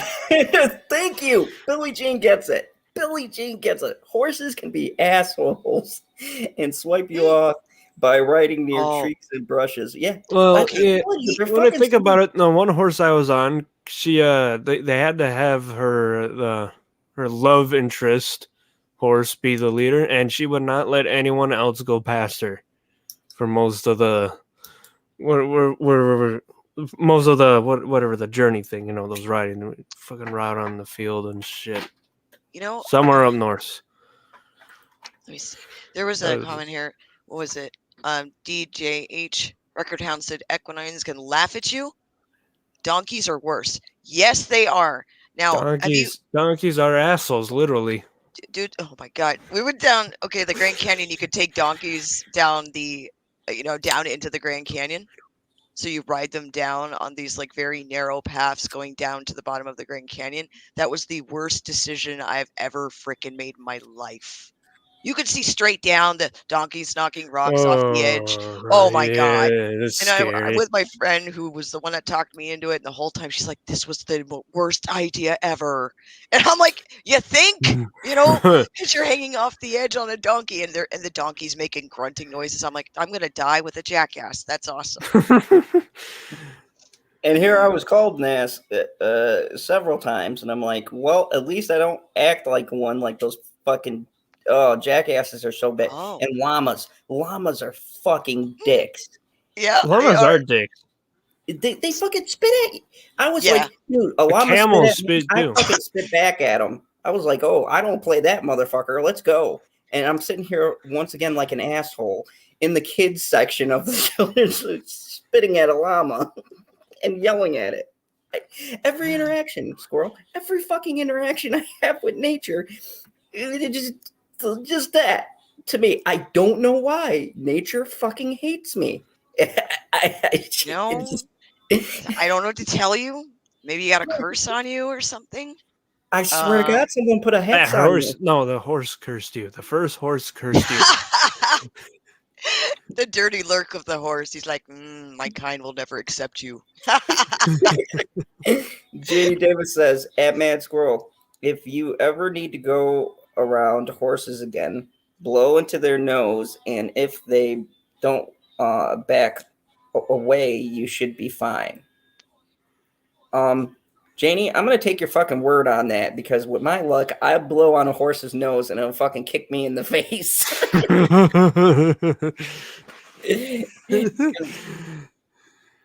Or it'll sneeze on you. Yeah, it'll do some kind of asshole thing, because nature's just an asshole to me. And they're like, look, here's the thing. I don't fucking hate nature. I think there's a lot of beautiful shit out in the world. Sometimes when I was on the ship, I just fucking would go out really late at night, about midnight, 1 o'clock in the morning. You could see the stars when they were out would like be like a spotlight, and the water looked gorgeous, and I loved it, or the few times I was on land, Africa and all that there was beautiful landscape, and I appreciate that. But the fucking things within nature just don't like me. I mean, do they watch my program? They're like, oh, I don't like what this asshole had to say about Shark Week. Oh yeah. And Bitchy was just telling me her fucking bird antagonizes me, because it will go into revealing spots and put its head there and just like take a picture, like, hey asshole, look what I'm doing. What are you gonna do about it, punk bitch? Nature just nature hates God. Nature, you see what's going on here? Nature is antagonizing me. I did nothing to nature. I didn't go out and say, hey, fuck trees. Yes, you did. Yes, you did. Yes, you did. You were born. That's what you did to nature. So we got Josh Jackzone. Hey, Josh, what's up? Good to see you here. It's like, dude, I didn't fucking antagonize nature. I didn't like start a rally against the fucking furry community. Uh, you know, at least not the not that furry community. I Nope, did. nope, go, yeah, I yep, did stop, start a stop it, yep, stop. Good thing you caught yourself. My friend's dog hates everyone, and the moment she met me, the dog came over to me and cuddled me. I've already pet a shark. Now I just need to swim with one. Well, Jenny, you know what? You need to take your animal whisperers self over here, and you need to fucking help me with this nature problem, Jenny, because nature fucking hates me. It hates me. I don't know. Son, what did you do to nature to constantly attack you? I don't know, Jenny. That's the fucking $1 million question. Maybe it could smell the city on me. I came from New York and it was like a concrete jungle. Fuck this guy. Jamie Davis says, at Mr. Zod's Phantom Zone, birds usually think their owners are their significant others and they're monogamous. The bird would hate anyone the unicorn loves. Yeah, he's a jealous little prick. Did you know that ostriches are sexually attracted to humans? I mean, what?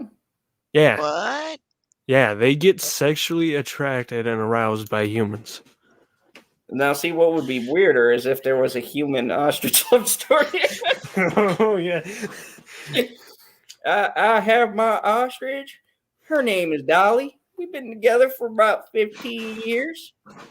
Well, we need Zod to interact with an elephant, because if an elephant hates him, then nature definitely hates him, because elephants find humans cute. They like see humans the way humans see cats and dogs are cute little. They're like, little oh, animals. what's this little thing? Hey, look at this little thing. He's adorable. And if an elephant hates Zod, then Oh no. I gotta go all the way to fucking India, Husky. You should just go to Africa. Yeah, no, I did that round trip once. Or just go to the zoo. Bless Ask you. him if you can meet the damn. No, elephant. I can't gauge that because the zoo creatures love everyone. Even the fucking snakes are friendly. What the? No. No. No. Oh, they're just smelling you, they say. No. You keep your tongue to yourself. No. Mm-mm. You think they're owners? Okay, Dirty. I read that one. Can't stand. I know snakes have a purpose. I know they're really, they could be nice little animals, whatever the hell. I just don't like them. It's like my annoyance with penguins. It's almost the same annoyance. Yeah, penguins. I said it. Squirrel wants to punch a penguin. Hold on. Squirrel, I'm going to have to debate you on this one. Because after I seen Happy Feet, all I see is fucking penguins tap dancing. What did you say? Hey, I'll say it. Happy Feet is a fucking ingenious movie. Whoever made that movie. You know what? I'm happy if people enjoy the content of penguins dancing and Surf's Up and Madagascar. I'm supportive. I don't care, but I'm supportive. March of the Penguins, don't care. Don't care. Dude, I don't like it. It annoys me. Sorry. I tried. You tried watching March of the Penguins? That has Morgan Freeman narrating, and I'm pretty sure I know. You couldn't watch it with that? No. I could watch Morgan Freeman. I could literally watch Morgan Freeman narrate someone crossing the fucking street. He'd be like, It was a sunny day in the summer of '79. You're not doing him I justice. knew that he had to get across the street, so he walked slowly, pace by pace. You could see by Todd's footsteps. He had somewhere to be. Like, if I die before Morgan Freeman does, because I'm pretty sure he's God and he's going to live forever. If I die before Morgan Freeman, everybody here, you do a fucking Patreon, a GoFundMe, you raise money. I want Morgan Freeman to do my fucking eulogy. Fuck family and friends. No. I don't give a fuck. I want Morgan Freeman to eulogize my life. Okay, here's the thing. Like, right, Janie Davis says penguins live in nests made from their own poop. They smell awful. Right. And so Keely Chow asked about what about Batman Returns? Well, see, that's where, in my opinion, that's probably the most accurate description of a penguin. I am okay with that because that is accurate. That's the kind of penguin I would be. I'm okay with the penguin from Batman Returns, but as far as any other, It's because it's Danny DeVito. damn right, nailed it. Accurate. The whole thing was more accurate. And Josh Jackson's Zone, I did do a video. After this, go check it out. Where we covered that whole thing, and we have our thoughts and theories. And I don't want to spoil it for you, but it does have it in the subtitle. It was a late night talks where we talked about Elon and AH and our conspiracy theories of who we think the baby's father is. And you'll be surprised because I have the two people. I have two contestants. The Glare or Gary. One of those two are the baby daddy. And we're gonna when we get closer to the date when the child is conceived, we're gonna have like a Murray episode and we're gonna see who the father is. Or, it's Elon. That's probably the highly and yes, Morgan Freeman is the GOAT narrator. I will tell you something right now, Josh. I will tell you something right now. Everybody, mark my words. If I fucking die, I want Nick Cage at the bar because he won't know the difference of who I am by that point. He'll fucking think he met me. So I want fucking Nick Cage over at the bar talking about how great I was and his sharks, his castle, and his fucking pig he probably now owns. I want Nick Cage by the bar. I want Morgan Freeman doing my eulogy. And I want Jason Statham to get into a random fight. Why? Because he's British and it's Jason fucking Statham. That's why. Yeah, that's the catch-all. That sounds good. I want it to be the most epic funeral. Like people leave going, fuck, man, that's odd. I miss him. But did you see that fucking funeral? Off the hook. Oh, my God. Get out right now.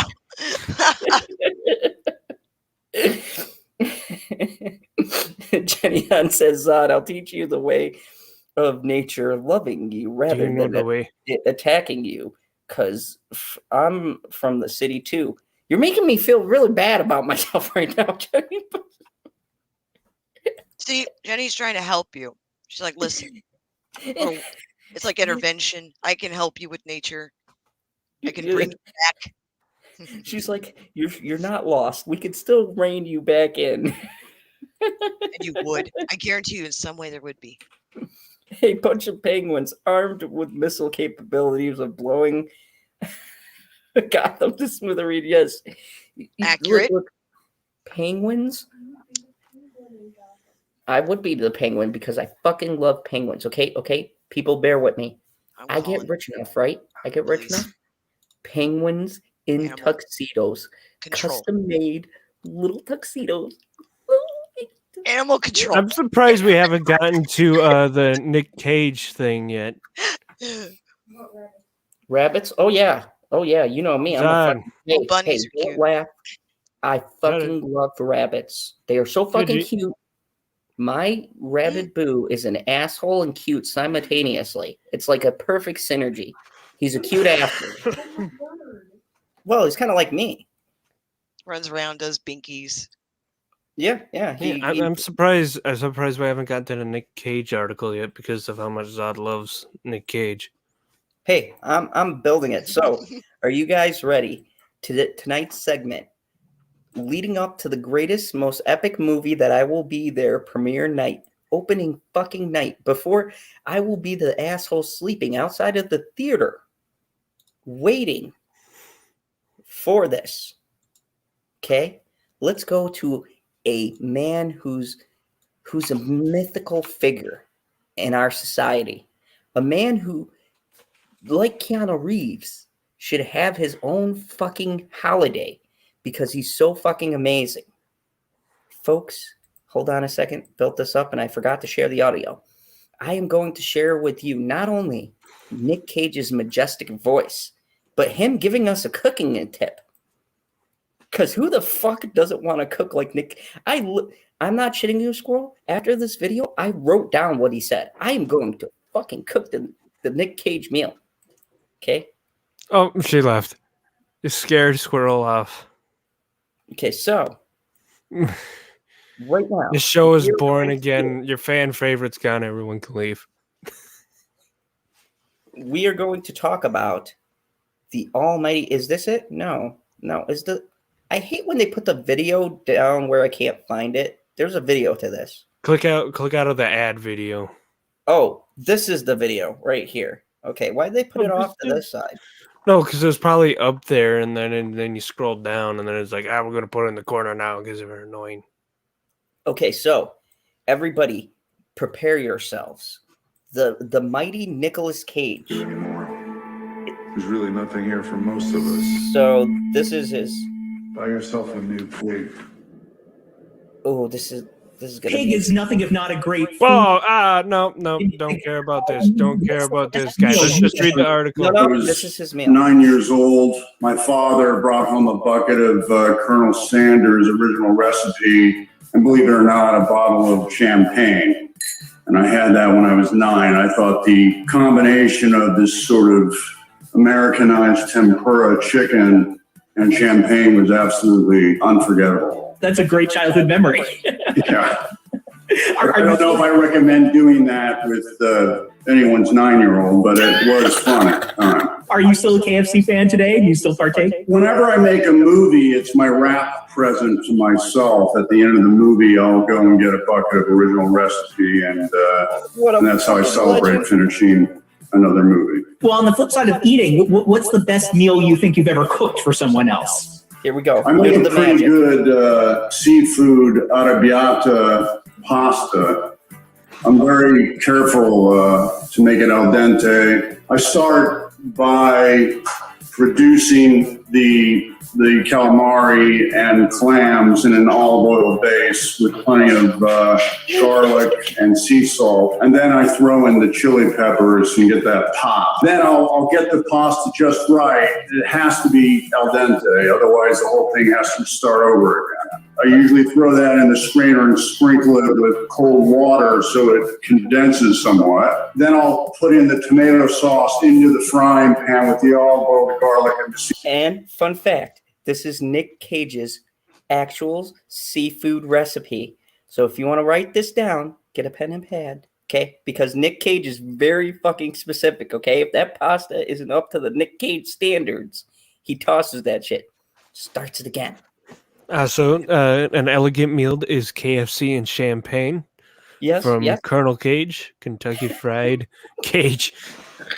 Sea salt, calamari, the clams, and sometimes I add lobster. I like lobster in the arrabbiata. And then I put it all together, and most people have a really good time with my dish. I should ask about you. Your co-star in the movie is a pig, for some of the film anyway. What was your working relationship like on set with the pig? How did you two get along? She was very, not surprisingly, payment-oriented. She wanted to eat. We got the best work in terms of her soulful gaze and eating the right marks and whatnot when there was a bit of food that she could look at or go towards. She was certainly motivated by that. I really love animals, and it's always a pleasure for me to work with animals, whether it be a pig or a horse or a dog. I enjoy those experiences. Michael and Vanessa were very careful to get the best moments. Her name was Brandy. She's no longer with us, sadly. But to get the best moments and to use them sparingly so it didn't lapse into any kind of melodrama per se, but more genuine observations of what this marvelous animal was like on the set. I know you used to be a snake owner. We have a ball python in our family, so I appreciate that you're sticking up for snake owners everywhere. They're great pets. There are very rare exceptions, but they just want to be left alone. Like, please don't pick me up. Just go away. And I think there are times when all of us feel a little like that. So there's something quite amazing about reptiles. I mean, the Komodo dragon actually has immaculate conception. There was one, if you can believe it, was actually born in the London Zoo on Christmas Day. And this Komodo dragon was not involved intimately with any other Komodo dragon. It just happened. It's kind of amazing. It's the Komodo Jesus, man. Nick Cage, you're amazing. Oh my God, that was this like. So this is just the interview that we watched. Is just this? 'Cause that's what it looks like. It just looks like the worded version of the interview. Yeah. So, yeah, that's pretty much the worded interview that we watched. So, yeah, Nick Cage, Squirrel, did you catch that? Yeah, I was sitting in the back room for that.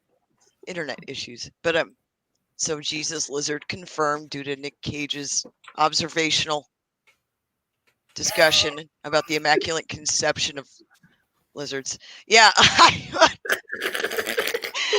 that whole thing was funny. Soulful gaze. Oh, Nick. Yeah, when he talked about the pasta, he was so deadly serious. He was like, if it ain't right, if it ain't al dente, toss that fucker out. I love Nicolas Cage. The man does not give a fuck. Like, He just doesn't. That's, you know what, good for him. You know? Billie Jean said, I took a picture of the recipe. Good. Good. I wrote it down. He you know, like he seems like if they said, Zod, you could hang out with any person in the world that you wanted to, who would it be? I would have top two that would come right to my mind, and it'd be fucking battle between the two of them. It'd either be Keanu Reeves or Nick Cage, and I'd probably lean more towards Nick Cage because with Nick Cage, you'd probably do some wild illegal shit. It's just Zod wants Nick Cage in the next John Wick movie. He'd go there and he'd just cry, and he'd say it's the most beautiful thing ever. Nick Cage and fucking Keanu Reeves in the same. The screens would explode. The internet would shut down.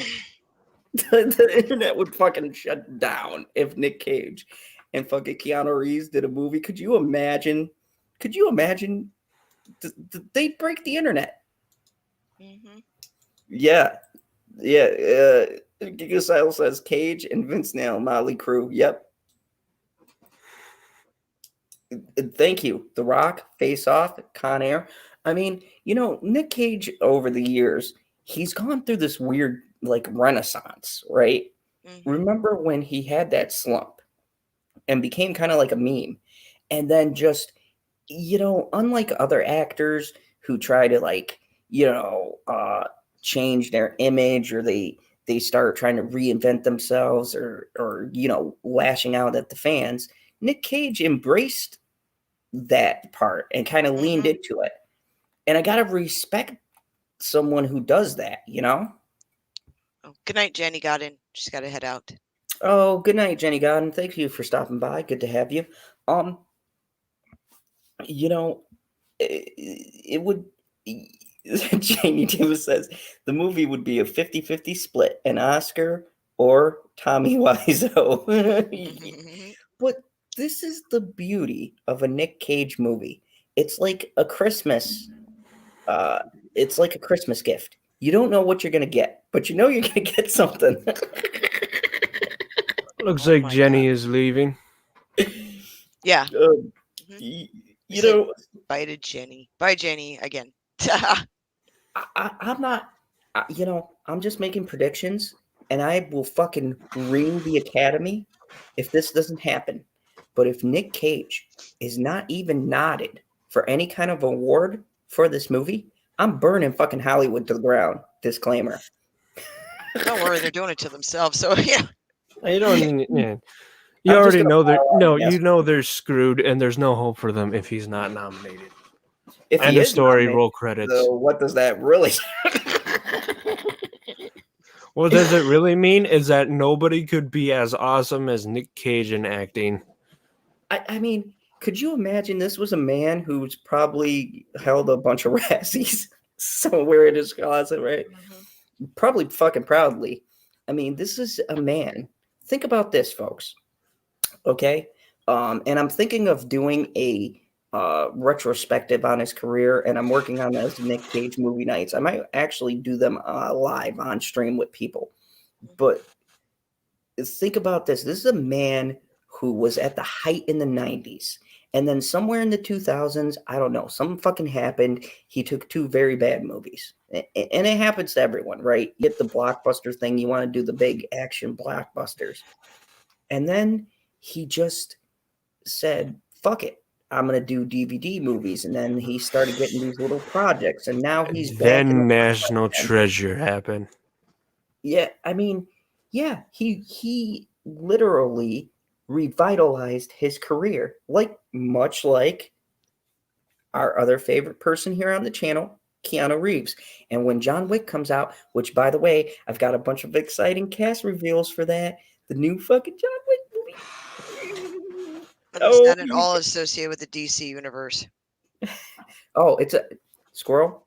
I'm calling No. it right now. It's all connected. The fucking Matrix, John Wick, and the DC universe. I'm I calling was it right already now. It's all saying connected. them John Wick and the Matrix were connected in a way.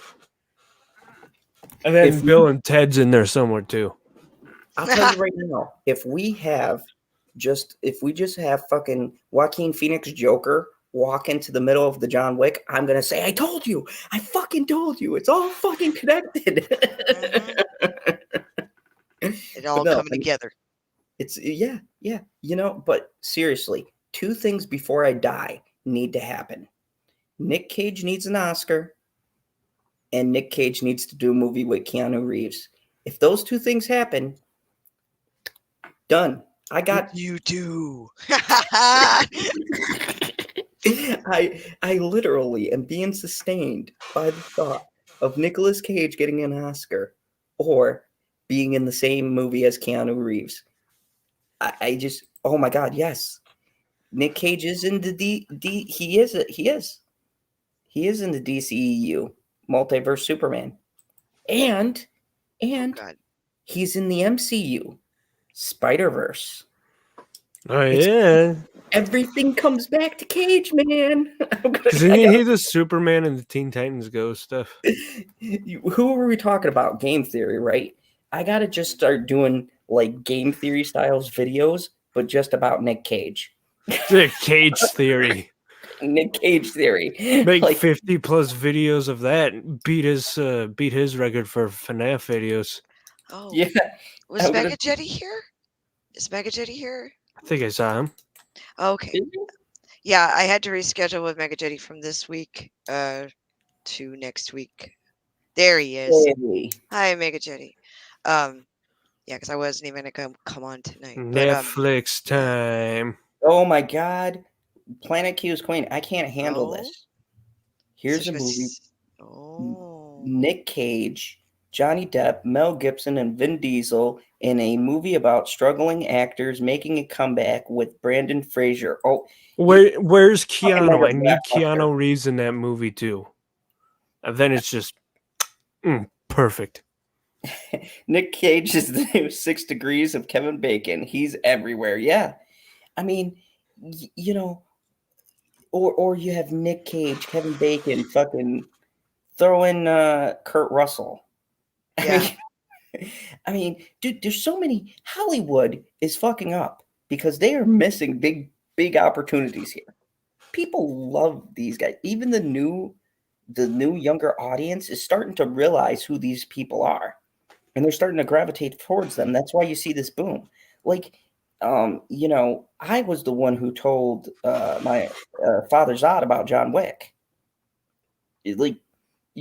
I was like, "Yep, you got to see this movie. It's about a man getting revenge on a dog." And he was like, "It's normal. Oh, that sounds stupid." And you watch it. That was a pretty good movie. And we went to see John Wick too. Like, they have this kind of quality because they're not douchebags. They don't talk about the politics. I don't even think they really care. They just do movies, and they're entertaining as shit. And Nick Cage buys the most outlandish shit. I love it. I mean, I've always been. We need to bring back Celebrity Cribs again. Yeah, we do. God. This show. Dude, they'd literally have to do a season just for Nick Cage. Yeah, cover all his that's true fucking right there. houses. Mhm. That's all of season 1. You know what? There should just be a show where Nick Cage just you know what I mean? I hate to say this. I know that this is like lowering tiers for him, but a show that is solely a reality based follow Nick Cage around show where he's going from like one villa to some castle and back, and you know what I mean, just follow him day to day and see what he does. He's like, I gotta feed my shark, like stuff like that. It's got to be a hidden camera show. It would be funny if you knew the cameras were there. It'd be funny because he'd be like, this wall reminds me of the time, and like just starts going down a road. I could see this actually being very entertaining. Have you guys seen the movie True Romance? Mm-hmm. I saw that. Yeah, that's a good. Gary Oldman.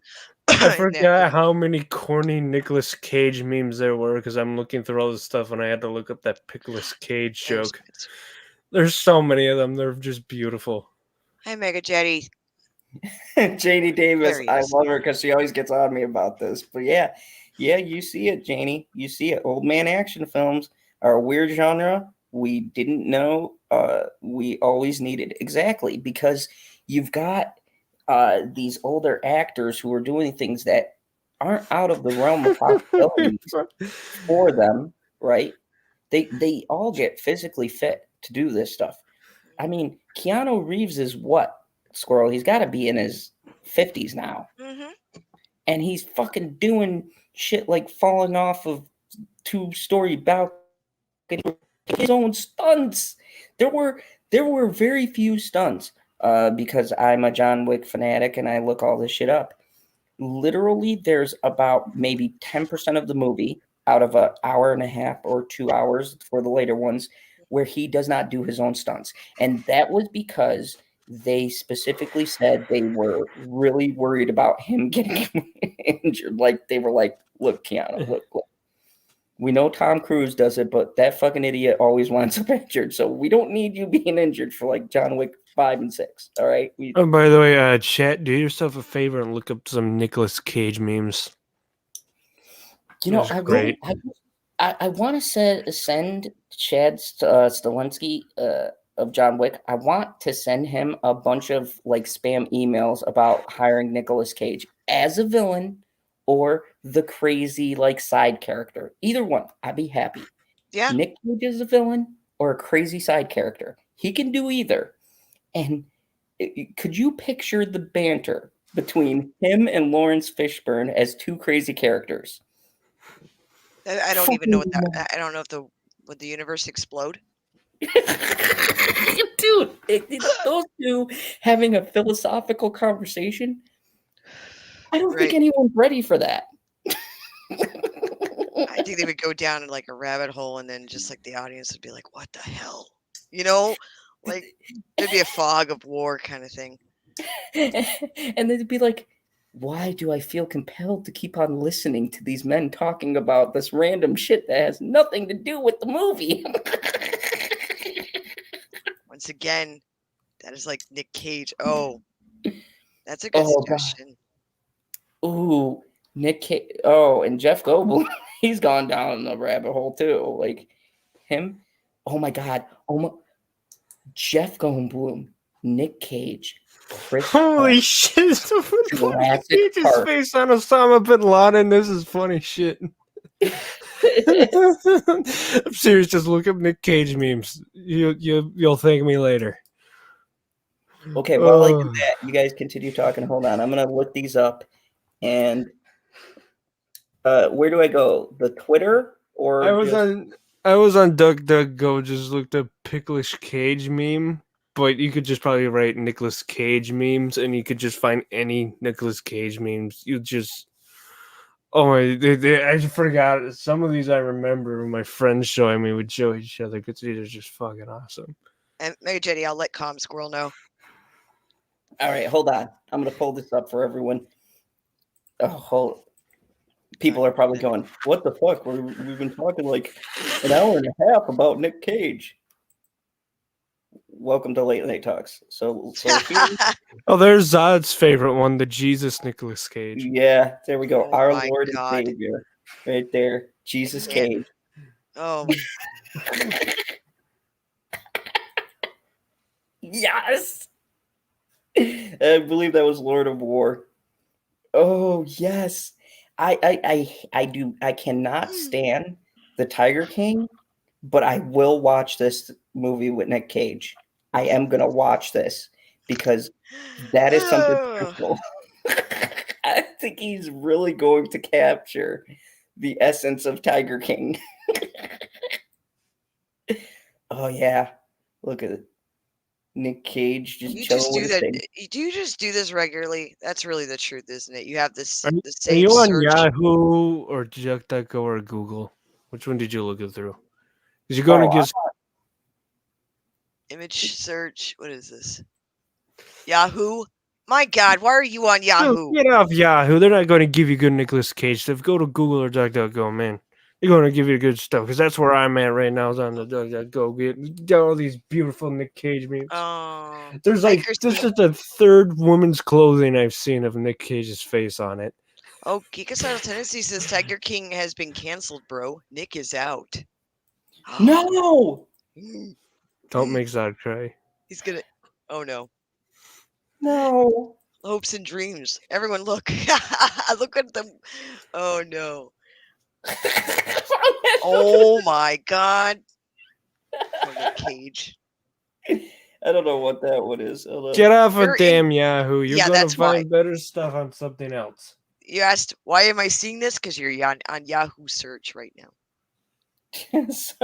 Sometimes when I close my eyes, I can't see. You don't say. Oh Lord. Zod, I got a picture. I'm going to share it, and you're going to be mad about who they casted as Thor with this one. Okay, hold on a second. Let me go back here.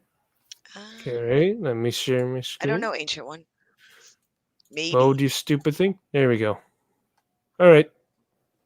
Yeah, I remember that, and I also remember thinking that that was the worst mistake yet until other stuff came along. Tiger King. I just found this looking through the Nick Cage memes. Oh my God! Look at how majestic. Okay. Oh Lord. Picture for a second. The Avengers come down, right? It's looking bad. They need the god from Asgard, the god of fucking thunder. And there goes Nick Cage with his glorious hair plugs. Oh my God. I can't even handle that right now. Can't. Oh my God. We still haven't even gotten to the last article yet because of all the Nick Cage shit. No, we're getting there. We're getting there. Look. We're getting When there. it comes to my healthy obsession of Nick Cage, Healthy. Healthy. Yeah. That's code. Let's go. so Bitchy pitched a great idea, and this is why I love her. This is why I'm going to marry her. She said, "You know what we need to do, hon? We need to build a shrine Oh my. to Nicolas Cage." And I said, "Holy fucking shit, I love you." You could probably get those religious candles with Nick Cage on them on Estee. Not even there. You could probably just find it anywhere. That's true. I actually got Henry Rollins religious candles for the eldest squirrel for Halloween for Christmas one year. Yeah. See, Mega1 agrees with me at Zod's Phantom Zone. Nick Cage is Thor. Perfect way to stick it to DC Studios for screwing him out of Superman. Absolutely. He said, says Nick Cage is the only man who can save that thing called things the in women's MCU. clothing now. Oh, man. So, final article. We're going to get into some gaming, but not from a 5. company you would associate with gaming, because Netflix is adding games in the next year. That's what we said, Squirrel. Are they okay? All right. Is it with EA? Because that'd be hilarious. And I would laugh my ass off. Zoom in. I've already read this on my channel, Oh. so I'm gonna sit back and enjoy. And I can't say anything, but you're gonna laugh, Squirrel. This was hinted back in May, but just became a bit more real, with Bloomberg reporting Netflix is planning to add games to its subscription service within the next year. There's some ads. Thought it was a game. Way to fucking bait me there. Oh, go up. You go up. Go up. Okay, there you go. There we go. Don't go too far. Netflix has hired Mike Verda. Purdue. EA's name was going to be somewhere in this article. That's why I couldn't say anything. Oh my god. Formerly of EA and Facebook / Oculus as vice Oh president my of god. game development. Oh my god. Oh my god. They're like, how many projects? Okay, this is good. This is the right amount of failure. Let's bring this guy in. Maybe this will be magical. Well, this All right, might initially scroll. seem No. like You just skipped move. half the article. Scroll back up, motherfucker. No, you already read that. I don't need to go over that again. No, I only read the first line. Netflix is creating its own games rather than license. Oh. It implies it.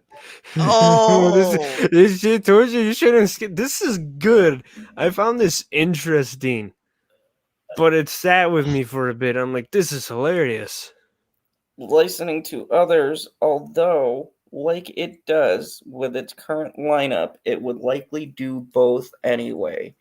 The idea to offer video games on Netflix streaming platform within next year, the story says, while also reporting that the company doesn't currently have plans for extra charge for the content. Oh, they will, because Netflix fucking charges you extra if you sneeze too hard on their Well, fucking service. just keep reading the article. It gets better. Well, this might initially seem like a weird move for the company that made its Not name really. in movies and TV. No, not really. It makes a lot more sense when you consider Netflix as a media company that pictures itself at war, not just with Amazon Prime, but and Disney Plus, mainly Disney Plus because they hate them, but with anyone who is trying to sell content that's played on a living room TV. Netflix executives have no doubt been looking at Microsoft's growing success with the Game Pass platform, which is totally, completely fucking different, and you just don't jump into fucking gaming with someone from fucking EA, the fucking devil of Facebook EA. and Oculus. Ooh. Yeah, how well did that do? Anybody still have an Oculus? No, the HTC Vive beat it. So there you go. And thinking, yes, this is something that we could be doing and making millions, billions from, or losing millions, billions from. Just like Amazon had done and fucked up. Amazon didn't fuck it up. Amazon Prime service just adds extra features. They're not even in game. What are you talking about, guy? Good morning, See Kathy. this part, the fucked up part. I'm like, wow, this guy is thinking just like me. And I scrolled up to read his name because I'm like, wow, he said that before I said it with the fucked up part. There he is, Luke Plunkett, thinking just like me. Luke probably doesn't fucking play games, and he's just making this He article. doesn't play this fucking games, man. I'm gonna reboot Farmville. That'll work. He's the fucking target demographic for EA. This is good news for Netflix shareholders. Oh yeah, sure, it's great news. I guess, but the more this industry starts leaning towards subscription-based services as a means to generate revenue, the more dangerous this all becomes to us. The people actually paying for and playing the games. How? Luke. Well, Janie Davis is asking, I don't understand anything that happened since we moved off of Nick. And translation, anyone? Translation, Netflix that streams. If you guys don't know, EA is the slimiest company in So is gaming. Activision. You're forgetting Activision, EA and Activision. Hold on. They are what you might call the Disney of the gaming world. And this asshole just took one of the worst people in EA, a person who has had no success when he headed up the company and came up with stupid money-losing ideas, and decided this guy is going to make us brand new fucking games. And they're going to provide it on Netflix. Now, here's the things that they're not bringing up. A, is it going to be a separate service? Are they going to charge for it? If they are, what kind of original content are they going to make? Oh, no, it's supposed to be a part of your streaming package. What studios are they going to work with? Is it going to be in-house? Are they going to employ indie gamers? Here's a question I had. Before you get to that, are they going to employ indie gamers? No, they won't. They're not going to employ small companies. They're going to make shitty fucking things where they're going to charge you an arm and a leg for a substandard piece of shit game that we've dealt with since EA has launched their nonstop fucking Maddens and everything else that the company touches and turns to shit. Go ahead, Sam. Ancient One said EA. Ancient One says EA is eventually annihilated. That is correct. Sorry, just had to point out that valid This point. is the question I had. Is this going to be Xbox, Switch, PC? Which one are they going to support? Are they going to try to go all of them? Or are they going to do a couple and then move to the rest? Steam? Are they trying to compete with like Steam on? You know what I'm saying? Like this sounds well, like Steam is PC, so. Well, yeah, but it has that kind of platform though, where they will have games. You know what I mean? That are on Nintendo or whatever. No, they don't have any Nintendo stuff. Oh, or PlayStation exclusive stuff. That is emulation that you're thinking of. Well, no, because there's games, for example, that like I played one of them actually. What is it? My brain can't remember right now. Porsche. What was it called? I have it on my desktop somewhere. But that was a game that went from Steam directly over to PlayStation, Nintendo, all the other consoles. But it was an indie game where it started out. My time at Porsche. Or Fortia. So, I mean, that's one game. So, I mean, I'm wondering if that's something they're going to try to do, is do like an indie platform to kind of be competitive to pull people to their service. If they have a fucking idiot like that guy running it, probably not, because indie doesn't equal money. Because they fucking know. They need AAA titles like Call of Duty 18 and fucking Madden 89 and all the other Madden. It's that my dad gave up on because the controls are so fucking complicated that you now have a feature to even fucking juke. It isn't the 3 basic buttons anymore. You have a fucking super dodge, roll, and stamina, ultra, and anyways, sorry. I've got a bit of a issue with them. Take this recent GameStro story, for example, which shows Google is about to start giving developers a cut based on how long people played their games. That might be how TV series are judged, but if not, how video games work, and will clearly prioritize the development of long grinds over shorter, more impactful experiences. We're in danger of heading that way anyways, given the metrics Microsoft must be sitting on the Game Pass, and that Google would also have looked at to have instituted that policy in the first. Yeah, they just want to get on that train with Microsoft though, because Microsoft's Game Pass, you can have games on PC or games on your Xbox. But Netflix is, Netflix getting in on the action just feels somehow even worse, given the company's own obsession with watch hours and its ruthlessness and killing off shows. That's so true. That's it. That's where I understood why this article was so salty, and I'm like, yeah, there you go. Yeah, because I'm salty about it too. They killed PB and Guy. PB. You talking smack about fucking Madden? Yeah, fuck Madden. God And the horse that damn rode it. in on. And fuck the horse that rode in on. Because fucking horses, they're assholes. You missed it earlier. No, Want to talk about this one, didn't Zod? miss that. Horses are assholes. Nobody missed that. Don't worry. I did the rant for us. I was looking forward to your salty take, but I did show the message that you had.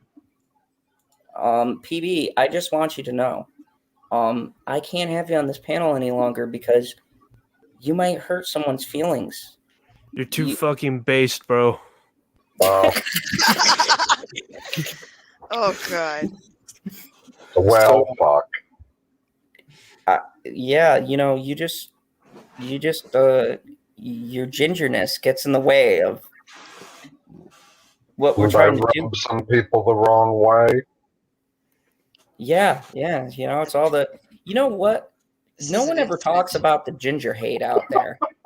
I mean, you guys are a hated minority. Why aren't we talking about that? Because we don't have any souls, so people don't give a fuck. Oh my. Oh, look, Proper is in the chat. Yeah, Justin Proper. Hi, Justin. Oh, now you show up, Justin. He was in here before you. We even had LB in the chat. Oh my god, I missed everything. You ever ask somebody if they're going to do something, and then they tell you yes, and then you get just a little bit excited for it, and then you fall asleep and forget to do it yourself? Oh, don't worry. I would have made you proud. I went on a half-hour rant telling anyone who doesn't like it, they can fuck off, blah, blah, blah. You can see the beginning, but it was majestic. Like the horse that bucked him off. Fuck that horse. That fucking Arabian asshole. Somewhere in the fucking desert right now, that fucking prick has a laptop, and he's looking going, yeah, that was me, boys. You see that little bitch over there? I kicked him off. Motherfucker thought he was going to ride me through the sand dunes. Fat fucking chance. Oh, PB, you also missed, from now on, this is important. Shark attacks are no longer attacks. They're shark incidences. Yeah, I know, considering I was the one that sent you that article. I know. And I thank you for the article you sent that I read. That was fun. That was, oh my God. Oh, Lord. You gotta love the toilet paper times. JD Davis says, at Mr. Zod's Phantom Zone, actually, we talked about the terrible treatment of gingers in the chat last month. Yeah, you know what? It is. It's terrible. And, what about Hollywood's prejudice against anybody with red hair? They always dye people's hair or they recast a character. Why the heck do they keep dyeing blonde's hair red? Why don't they get actual fucking gingers? What the hell? Because they're evil. We've already established that. They're like, fuck those soulless people. We don't want them on set. Good God. Oh, you missed a majestic 40-minute speech about the greatness of Nicolas Cage and how everything in DC and Warner Bros. Actually connects to Nicolas Cage. And wait for it, bombshell, because you're not excluded from this, PB. MCU connects to Nick Cage. What do you mean I'm not connected? No, I'm saying the MCU, DC, and fucking pretty much everything connects to Nicolas Cage because Because you love Nicolas Cage. well, that and there's actual connections. He was in the Spider-Verse, which is Oh my God. Sony, which is done by the MCU, and then he was in the DCEU. Hang on, guy. Hang on. Why do I have a feeling that you've said all of this before already in this stream, and now you're trying to repeat yourself to me? Because I am. This sounds like there's one video I clicked on that ended up being like the 15th part in a series of why Mort, from Madagascar, the little lemur from Madagascar, is like the fucking god in DreamWorks. He's like the alpha and the mega, beginning and the end. He's created everything. This shit was fucking weird. I'm like, this guy, I love this guy as a theory video. I haven't seen him again. They took him off the earth. He knew too much. What the hell? Oh my God. But it's seriously, it was the funniest fucking shit ever. Like the video thumbnail and everything does not go with the video. He's like, this won't make sense unless you watch all my other parts halfway through the fucking thing. I'm like, this guy is awesome. He's like drawing all the lines and shit. I'm like, I love this guy. He is so epic. The whole chat's going off about gingers. Oh my. Hello. KH said, I'm still trying to work out why people dye their hair blonde yet continue to make dumb blonde jokes. Duh, you dye your hair blonde. How dumb are you? Or how dumb is he at that? Well, the funniest one is someone who dyes their hair blonde but will be offended by a blonde joke. Oh, that's so true. Did you hear Did you hear the weird thing about that virus last year? Is turning a lot of blondes to brunettes. Security. Yes, I'm joking. I heard that one like in like freaking March, April of last year. My brother found that and we lost our shit. Oh my God. Oh, Janie Davis says, "Oh my God, gingers dye their hair and run Hollywood. It all makes sense now." Yeah. Bingo. You're welcome. Yeah. Then Mega Jetty. I'm sorry. And all the SJWs, they're all blonde. It's confirmed. I'm offended. Fucking shit that they say. Hold on. Yes, all of the SJWs are blonde, but not all of the blondes are SJWs. Oh, thank you, because I'm changing the name of this from now on, folks. Just so you know, it's going to be a more friendly, welcoming name. It's going to be the Pandered Zone from now on, or the Pamper Zone. I haven't really. Pamper sounds nice. Dick sucking zone. So Jesus Christ! Since we got on sharks, it's been dicks and orgies. I told you that was the only fucking reason he wanted to talk about sharks. I'm trying to talk about these misunderstood, beautiful, majestic creatures. And he just wants to talk about mating patterns. I don't understand. That's all week's about. I'm not fucking with you. When I was on the other day and they're like, you can tell it's a male because of his dual reproductive organs. I'm like, wow, that's amazing. I pointed that shit out. I wasn't lying. I didn't make that shit up. That's every year. I thought it was more like they were pointed out towards you. So Mega Jetty said everyone, because I'm not reading all that.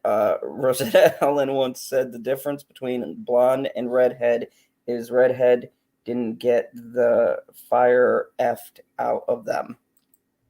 Oh my. I mean, oh my. Personally, no, Jamie, I promise we won't do a dolphin stream. We won't do a dolphin stream for now. Oh, we gotta do a dolphin stream. We won't do a dolphin stream for now. Hashtag dolphin rape. Hashtag. The Me Too dolphin movement against incident. dolphins. Fin 2, Okay. something like that. But no, I'm sure throughout the course of this stream somewhere, we've said at least 50 offensive things. I'm just doing a Only rough estimate. 50. I mean, you weren't on the panel, Good so point. Hi, Laura B. hey, Laura. Laura B. So I'm sure we hashtag dolphin stream, hashtag I love dolphin. Like if we are doing a dolphin stream, I am going to have to do a whole bunch of research about Dan Marino. We're going to give freaking Janie fucking PTSD if we're doing a dolphin stream. How to Blow the Super Bowl 101 by Dan Marino. Oh my! Yay! Oh, that's gonna hurt my sister's soul. She's a huge Marino fan, but I know, my family is too. Lisa's out, Dan. Janie Davis says, "Me too" is more accurate to That sharks. is so good, Janie. Janie got it. There you go, Husky. Hashtag right there. Well, I'd say, guys, we took quite a bite out of this my stream God. tonight. We really, No. Oh God. we really Mm. swam some deep waters. You know, we really Oh. tackled. Thank you for some- joining the seaman and his crew. Wait a second. Did you just do a shark pun, and then something about tackling? What the fuck? Welcome to the Phantom Zone. I'm a villain. Oh shit! Oh, that's a long one, Mega. Hashtag Dan Marino got screwed out of the Super Bowl ring. Yeah, he screwed himself out of the Super Bowl ring. We get it. Laces out, motherfucker. We tackled the Yep, sharks. Oh yep. my! Yes, we did. But anyways, yes, thank you. We talked about hashtag Steve Irwin massive balls. Make sure we circulate that in the Twitterverse. We got to get that shit trending. Because we all know that Steve Irwin had the biggest balls that a man could possibly have. That I am convinced that if you dropped his trousers, his ball just hung down majestically to do the shit he did. Do your balls hang low? Do they wobble to and fro? Fucking tired. Sorry. So, anyways, you've been here with the late night crew. PB has always been here. He was just in the back, waiting for the opportunity to strike. And now here he is. What did I do? I said you were just waiting for your opportunity to strike. Oh my God. That's why your lightsaber's I'm always just drawn. lounging around in the deep water. Oh, now that's how you do a pun. Anyways, I'll go down the line.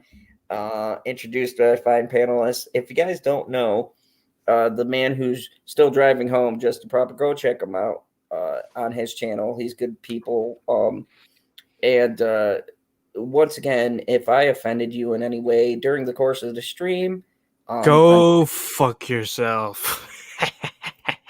Thank you, Husky. Now, speaking of Yeah. which, Cyber, what do you got coming for us? All right. Well, first I'm going to drive the archive channel because if you missed the stream earlier today, you'll be able to catch that stream on the archive channel Monday, or if you click on the Twitch channel right now that it just dropped, should have just dropped, and click the subscribe button, you'll be able to watch it right now.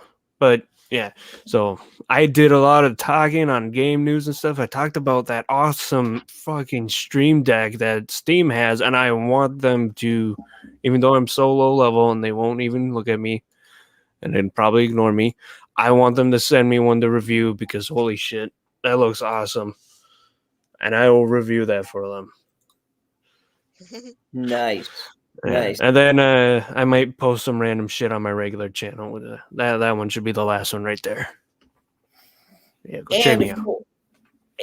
And of course, the maddest of the squirrels, the one who always stays close to shore, Mad Squirrel. What do you- Well, let's see. Well, I have a little hiatus here, for probably another week. I don't know yet. Had a death in the family, so I've been dealing with that stuff there. But I should have material out, I hope, in another week. I won't. Unfortunately, next week's going to be kind of, well, no pun intended, madness. So, like a lot of my material will be pushed out to like probably the last week of July, which really sucks because I was supposed to sit down with Mega JD on Friday, and also with Rich, and also I had another person I was supposed to sit down, Lady Perry, and everything just got screwed up. So, hopefully everything, well, in a couple weeks will be, quote, hey, let's put it in quotes, normal. So anyway, so unfortunately I don't have any material, but check everybody else out because everyone else is like popping out material. Go to Cyber I stuff. am? Maybe. We don't know. You're a man of mystery. I don't know. And I recorded a video. Speaking of which, the man of mystery himself, the elusive, the dangerous, the deep water swimming co-host, the shark in the water, Pop Culture PB. I don't have any fins. You have a lightsaber. I do. That keeps the fucking sharks away, bastards. Oh my. They don't like the hum. Anyway, I recorded a video earlier today. It's a short one. I'll probably put it out in the next couple of days. And then there's a Cheesing It Up live tomorrow night, 10 o'clock Central. That's 4 a.m. UK time. I don't remember exactly what time it is in Australia. Nice. 1 in the afternoon. Something like that.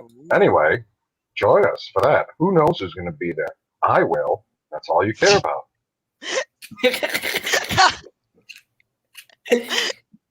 He's getting really good at these self promos. I would like to take responsibility for this. Can I say something really quick? Shalana, thank you for posting links. If you have some of your links in there for addiction, if you would please post those, that would be great. That's what my ribbon is. It's the overdose and addiction awareness ribbon. So if you know you or someone you know is struggling with addiction, please, reach out to them, offer them help. There's lots of resources for family and friends. And I've always appreciated Shalana posting those links. I just major kudos for doing that because it's such a big deal and it does help, I think. So, sorry. Thank you, Shalana. Yeah, I totally agree. Especially with the suicide prevention, which, it seems like we've all been going through a fucked up Happy New Year. So I appreciate everybody doing that. Of course, for myself, I'm going to have a couple of things coming up. One, I'm not going to have my late night talks tomorrow. Instead, in the description is my link to my Twitch channel. Everybody go over there. I'm going to play Five Nights at Freddy's as a security officer doing a security job. You're going to die. In the game as well as in real life. You're going to die. I could die on stream. We don't know. I'll hear him scream like a schoolgirl. There's a duck! There's a duck! You're like, I closed the door. Fuck, the power's out. The power's out. Why did they make everything electronic? Who designed this place? But yeah, I'm going to be over there doing a 5 nights of Freddy's. I'm going to play through all 5 nights. of the original game, most likely the second game, and we'll see how terrified I am if we do the third one. But I've got 3 of them right now. I'm waiting to buy the other ones, but then I'm going to play through that whole series, and then I'm going to start Bendy and the Ink Machine. Oh, that's a good one. Yeah, it's got such a fucking intriguing, amazing story. The sequel has been confirmed this year, even though it was supposed to be out like 2 years ago. That's an interesting story within itself, but I'm going to be doing that. And I am finally on part 2 of my Sopranos versus Breaking Bad, which is a 2-part video because I'm going to be listing off the characters. So part 1 should be done soon. I actually have to edit in and put in pictures of the scenes I'm talking about and dialogue and things like that for video 1. And then video 2 is going to take me longer because I've got to like show the people I'm talking about. I'm going to give a little description, and for the Sopranos, I'm going to have to put whether or not they're deceased because, spoiler alert, a lot of people die in that show. Like, a lot of people die. Surprisingly, Breaking Bad didn't really kill as many people as The Sopranos, to be honest. Like, well, one's about the mob, the other one's about a teacher that makes meth. I mean, both are pretty dangerous businesses, and for the danger... Yeah, I know, teaching is so dangerous. Scary. Yeah, fucking blowing up drug dealers' fucking drug crib. No, I'm saying it's scary because you have to deal with those fucking vermin every day. Oh, yeah, teenagers. The fucking scary. No, I'm talking about the rat bastards younger than them. Oh, no, fuck that. My daughter's 14. I can tell you, teenagers. That's where the horror is at.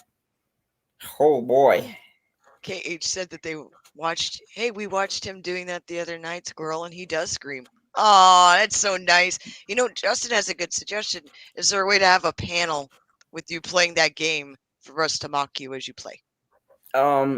If I wasn't on my cell, yes. But on my cell phone, unfortunately, I can't. It doesn't jive well because of the having to like switch between the different connections. I'm sure if I was tech savvy and did OVS and all this other jazz, I could do it. But yeah. But yeah, it's okay. Fuck, are you still promoting yourself? Yeah, it's okay, Janie. If you never got into either show, I will break down every single detail, and I will tell you which one I think has the better finale. And I have a controversial take. So look out for that video because I'm going to go in depth. And also, I was on a Unknown Regions podcast where we broke down The Dark Knight. Me, Zachary Leary, Ambassador, God, he's going to hate me because I forgot his name, and George. So we did a deep dive into The Dark Knight, and I'm on a panel on Sunday doing another talk about the Dark Knight trilogy by Christopher Nolan. So we're going to do like another in-depth. Yes,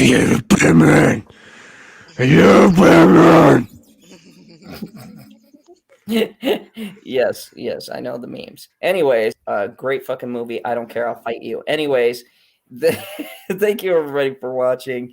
And as always, remember the only rule here in the Phantom Zone, it's not shark attacks. It's shark incidences. I thought they were interactions.